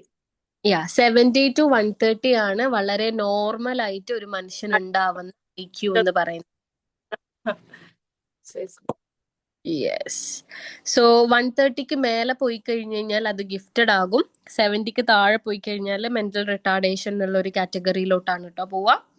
അതിപ്പം യെസ് ഇഡിയറ്റ്സ് എന്നുള്ള രീതിയിൽ അത് കുറെ കാറ്റഗറി ഉണ്ട്. മെന്റലി റിട്ടാർഡഡ്, ഇഡിയറ്റ്സ് എന്നൊക്കെ പറഞ്ഞിട്ട് കുറെ കാറ്റഗറി വരുന്നുണ്ട്. നിങ്ങൾ ഇൻട്രസ്റ്റഡ് ആണെങ്കിൽ നിങ്ങൾക്ക് ജസ്റ്റ് അതൊന്ന് അതിൽ ഗൂഗിളിലൊക്കെ നമുക്ക് ഇഷ്ടംപോലെ കിട്ടും ഇതിന്റെ ക്ലാസിഫിക്കേഷൻ എങ്ങനെയാണ്. സോറി, നമ്മളെ IQ നോക്കാൻ പറ്റും ഇങ്ങനെ? നമ്മൾ IQ നോക്കാൻ പറ്റും. യെസ്, ഗൂഗിളിൽ. പക്ഷെ സംഭവം എന്താന്ന് വെച്ച് കഴിഞ്ഞാല് ഇഷ്ടംപോലെ ടെസ്റ്റുകൾ ഉണ്ട്, ഇഷ്ടംപോലെ ഇന്റലിജൻസ് ടെസ്റ്റ് എന്ന് പറഞ്ഞിട്ട് നമുക്ക് കുറേ സാധനങ്ങൾ ഇന്റർനെറ്റിൽ അവൈലബിൾ ആണ്. പക്ഷെ ഒരു സൈക്കോളജിസ്റ്റിന്റെ അടുത്ത് പോയിട്ട് നിങ്ങൾ ചെയ്യുന്ന സമയത്ത് അത് വാലിഡും സ്റ്റാൻഡേർഡൈസ്ഡ് ആയിട്ടുള്ള ടെസ്റ്റ് മാത്രമാണ് അവർ യൂസ് ചെയ്യുക. ഓക്കെ, അതായത് മോസ്റ്റ് ആക്യുറേറ്റ്ലി ആൻസേഴ്സ് കറക്റ്റ് ആയിട്ട് ഏകദേശം പ്രോപ്പർ ആയിട്ട് ആൻസർ തരുന്ന ടെസ്റ്റ് അവർക്ക് ഓൾറെഡി അറിയുന്നുണ്ടാവും, അതാണ് അവർ അഡ്മിനിസ്ട്രേറ്റ് ചെയ്യുക. That is the difference. ഇപ്പൊ നിങ്ങൾക്ക് നോക്കണം എന്നുണ്ടെങ്കിൽ നോക്കാം കേട്ടോ, നെറ്റിൽ ഇഷ്ടംപോലെ ഇന്റലിജൻസ് ടെസ്റ്റ് കിട്ടാനുണ്ട്. ആൻഡ് അഫ്നിത് ഒരു ഡൗട്ട് ചോദിച്ചിട്ടുണ്ടായിരുന്നു. എനിക്കൊരു ചൈൽഡ് ഉണ്ട്, ആള് ലെറ്റേഴ്സ് തലതിരിച്ചെഴുതുന്നു. ഡു യു നോ എന്തുകൊണ്ടത്? എനിവൺ? ഇത് ക്ലാസ്സിൽ മാം പറഞ്ഞതാ, പക്ഷെ മെമ്മറിയിലോട്ട് വരും. പറഞ്ഞിട്ടുണ്ട്. Very good. ലേണിംഗ് ഡിസബിലിറ്റി ആണ് കേട്ടോ അത്. അതായത് ഇടക്കൊക്കെ തലതിരിച്ച് എഴുതുന്നത് കുട്ടികളുടെ നോർമലി ഉണ്ടാവുന്ന ഒരു സംഭവമാണ്. വളരെ ചെറിയ മക്കളാണെങ്കിൽ അവർ ചിലപ്പം തലതിരിച്ച് എഴുതാം. പക്ഷെ നിങ്ങൾ ശ്രദ്ധിക്കുക, കുട്ടീന്റെ നോട്ട് കംപ്ലീറ്റ്ലി ഫുൾ തലതിരിഞ്ഞിട്ടാണ് എഴുതിയേക്കുന്നത് എന്നുണ്ടെങ്കിൽ, 1-2 ലെറ്റേഴ്സ് മാത്രമല്ലാതെ എല്ലാ കാര്യങ്ങളും ഇങ്ങനെ തലതിരിഞ്ഞിട്ട് എഴുതുകയാണെന്നുണ്ടെങ്കിൽ അത് ഡിസ്ലെക്സിയ എന്ന് പറയുന്ന ഒരു ലേണിംഗ് ഡിസബിലിറ്റി ആവാൻ ചാൻസ് ഉണ്ട്. ഡിസ്ലെക്സിയ എന്ന് പറഞ്ഞു കഴിഞ്ഞാല് ഇവർ ഈ തലതിരിച്ച് എഴുതുന്നതുണ്ടല്ലോ, അത് അവര് തലതിരിച്ച് എഴുതുന്ന കൈന്റെ പ്രശ്നം കൊണ്ടല്ല, അവര് കാണുന്നത് ലെറ്റേഴ്സ് തലതിരിഞ്ഞിട്ടാണ്. അപ്പൊ നമ്മള് ലെറ്റേഴ്സ് തലതിരിഞ്ഞ് കാണുമ്പോൾ ഒബ്വിയസ്ലി നമ്മൾ അങ്ങനെയല്ലേ എഴുതുള്ളൂ. അതൊരു ലേണിംഗ് ഡിസബിലിറ്റി ആണ് കേട്ടോ. അത് ഭയങ്കര സിവിയർ ആയിട്ട് കുട്ടി കാണിക്കുന്നുണ്ടെങ്കിൽ Afnitha tell the child's parent to consult a psychologist or someone. Okay, കാരണം ഇത് വളരെ ചെറിയ കുട്ടിയാണെങ്കിൽ നമുക്ക് കുറച്ച് ട്രെയിനിങ്സും കാര്യങ്ങളൊക്കെ കൊണ്ട് ചെയ്യാം. അല്ലാതെ ഇനിയിപ്പോ ഫ്യൂച്ചറിലേക്ക് പോവാണെന്നുണ്ടെങ്കിൽ വളരെ കോംപ്ലിക്കേറ്റഡ് ആയിട്ടുള്ള ടോപ്പിക്സ് ഒക്കെ പഠിക്കുമ്പം ഇത് ഭയങ്കര ബുദ്ധിമുട്ടായിരിക്കും. ഓക്കെ, ഭയങ്കര കൂടുതലായിട്ട് തലതിരിച്ച് എഴുതുന്നുണ്ടെങ്കിലാണ്, ജസ്റ്റ് ഒരു 1-2 ലെറ്റേഴ്സ് ഒക്കെ ആണെങ്കിൽ അത് ചിലപ്പം ഏജ് മാറുന്നതിനനുസരിച്ച് മാറി വരും. പ്രോപ്പർ ആയിട്ട് വരും. പക്ഷെ കംപ്ലീറ്റ്ലി അത് ഈ ഒരു ഇൻവേർട്ടഡ് ആയിട്ട് എഴുതുന്നത് കൊണ്ട് തന്നെ കുട്ടി എഴുതാൻ മടി കാണിക്കുന്നു അല്ലെങ്കിൽ വായിക്കാൻ മടി കാണിക്കുന്നു എന്നുണ്ടെങ്കിൽ അതൊരു ലേണിംഗ് ഡിസബിലിറ്റി ആണ്. ഓക്കെ ഓക്കെ സോ ഇനിയുള്ള പ്രസന്റേഷൻസ് നമുക്ക് നെക്സ്റ്റ് ക്ലാസ്സിലേക്ക് ആക്കാം. അപ്പൊ ഞാൻ സാറേ ഷേന, ഇറ്റ് വാസ് റിയലി വണ്ടർഫുൾ. നല്ല ക്ലാസ് ആയിരുന്നു അല്ലേ? Thank you ma'am. പിന്നെ മിസ് കൊറേ പോയിന്റ്സ് എക്സ്ട്രാ. എന്താ? പിന്നെ മാം ഹെൽത്തി എന്നാണോ കറക്റ്റ് പ്രൊനൗൺസിയേഷൻ? ഹെൽത്തി അല്ല. ഞാൻ മാമിനെ ഇൻസ്പയർ ആയിട്ട് ഇവിടുന്ന് ഹെൽത്തി എന്ന് പറഞ്ഞാൽ ഇവര് രണ്ടാളും തന്നെ തമാശയാക്കും. ഹെൽത്തി അല്ല ഹെൽത്തി എന്ന് അല്ല, അത് മാമിനോട് ചോദിച്ചിട്ട് ഞാൻ പറഞ്ഞുതരാം ഒന്നുകൂടി ക്ലിയർ അല്ല, ആയിട്ട്. അത് ആക്സെന്റിന്റെ ഡിഫറൻസ് ആണ് കേട്ടോ. ബ്രിട്ടീഷ് അമേരിക്കൻ എന്ന് പറഞ്ഞിട്ട് 2 തരത്തിലുണ്ട്. നമുക്ക് ഇംഗ്ലീഷ് സംസാരിക്കാൻ 2 തരത്തിൽ പറ്റും. അതുപോലെ തന്നെ ഇന്ത്യൻ ആക്സെന്റും ഉണ്ട് കേട്ടോ. അത് ഈ ആക്സെന്റ് ഏതാണോ നമ്മൾ യൂസ് ചെയ്യാൻ ഉദ്ദേശിക്കുന്നത് അതിനനുസരിച്ച് ചിലപ്പോൾ മാറ്റങ്ങൾ വന്നേക്കും. ഇപ്പൊ ഷെഡ്യൂൾ എന്നുള്ളതിനെ സ്കെഡ്യൂൾ എന്ന് പറയാറുണ്ട്. അങ്ങനെയുള്ള ഡിഫറൻസ് ഒക്കെ ഉണ്ട് കേട്ടോ. ഹസ്ബൻഡും മോളും രണ്ടാളും എന്നെ കളിയാക്കും. ഹെൽത്തി അല്ല ഹെൽത്തി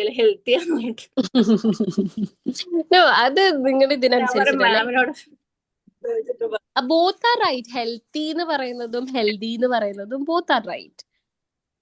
ഇതൊന്ന് തെറ്റാണ് മറ്റേത് ശരിയാണ് എന്നുള്ള രീതിയിൽ പറയാൻ പറ്റില്ല. കാരണം ചിലപ്പോൾ നിങ്ങൾ അമേരിക്കനിൽ പറയുന്നത് ബ്രിട്ടീഷില് ശരിയാവണം, അല്ലെങ്കിൽ ബ്രിട്ടീഷിൽ തെറ്റായിരിക്കും. ഫുഡ് എന്നല്ല എല്ലാരും പറയാ, ശരിക്കും ഫുഡ് എന്നല്ല പിന്നെ സൈക്കോളജി അല്ല, സൈക്കോളജി മാമിന്റെ സൈക്കോളജി എന്നുള്ളത് സൈക്കോളജി ആയി. ചില ആൾക്കാർ അതിനെ സൈക്ലോഗി എന്ന് പറയുന്ന ആൾക്കാരുണ്ട് കേട്ടോ. ഇവിടെ ഫുഡ് ആയിരുന്നില്ല 145. സൈക്കോളജി അതിനെ പറ്റിട്ടൊന്ന് പറഞ്ഞാണി. ഞങ്ങൾ പറയുമ്പോ എപ്പോ ശ്രദ്ധിക്കലുണ്ട് അത് എവിടെ അത് ഇഷ്ടമുള്ള പോലെ. നിങ്ങൾക്ക് സൈക്കോളജി എന്ന് പറയണമെങ്കിൽ സൈക്കോളജി എന്ന് പറയാം, സൈക്ലോജി എന്ന് പറയുന്നുണ്ട് അങ്ങനെ പറയാം, സൈക്ലോഗി എന്ന് പറയുന്നുണ്ടെങ്കിൽ അങ്ങനെയും പറയാം. That's your wish. അങ്ങനെ പറയുന്നത് എക്സ്പ്ലെയിൻ ചോദിച്ചു കഴിഞ്ഞാൽ നമ്മൾ എന്താ പറയാ, നമുക്ക് ഇഷ്ടമുള്ള പോലെ പറയാം. അങ്ങനെയല്ല, അത് ആക്സെന്റിന്റെ ഡിഫറൻസ് ആണ് എന്നുള്ള അതങ്ങനെ ചോദിക്കൂല കേട്ടോ. നോർമലി അങ്ങനെ ചോദിക്കാറില്ല.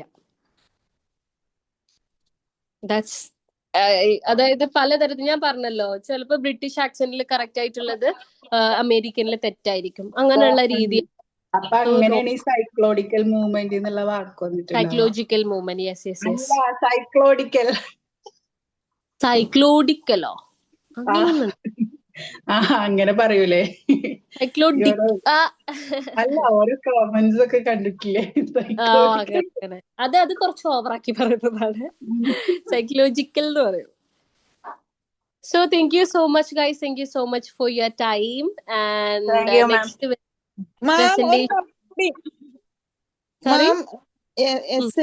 ഇമ്പോർട്ടൻസ് ആയിട്ടുള്ള ഒന്ന് പറഞ്ഞു തന്നെ. എസ്സേക്ക് ഇമ്പോർട്ടന്റ് ആണ്. എല്ലാ ക്വസ്റ്റ്യൻസും ഇമ്പോർട്ടന്റ് ആണ് സൗമ്യ. ആകെ ഞാൻ ഓരോ ചാപ്റ്ററിന്റെ 2 എസ്സേ ക്വസ്റ്റ്യൻസേ തന്നിട്ടുള്ളൂ. അതിൽ ചുരുക്കാൻ എനിക്ക് പറ്റുന്നില്ല. അതുകൊണ്ടാ. That is the simplest thing. Okay, അത് ജസ്റ്റ് ബൈ ഹാർട്ട് ചെയ്യുക. അല്ലെങ്കിൽ ഇപ്പം ഓപ്ഷൻസ് ഉണ്ടാവുമല്ലോ, നിങ്ങൾ ബാക്കിയെല്ലാം പഠിക്കുകയാണെങ്കിൽ 2 എസ്സേ ക്വസ്റ്റ്യൻസ് നിങ്ങൾക്ക് ഒഴിവാക്കാം. ബാക്കിയെല്ലാം പക്ഷെ കൃത്യമായിട്ട് പഠിച്ചിരിക്കണേ. That's the thing. So thank you so much guys. Thank you. Have a nice day. Bye bye. Bye.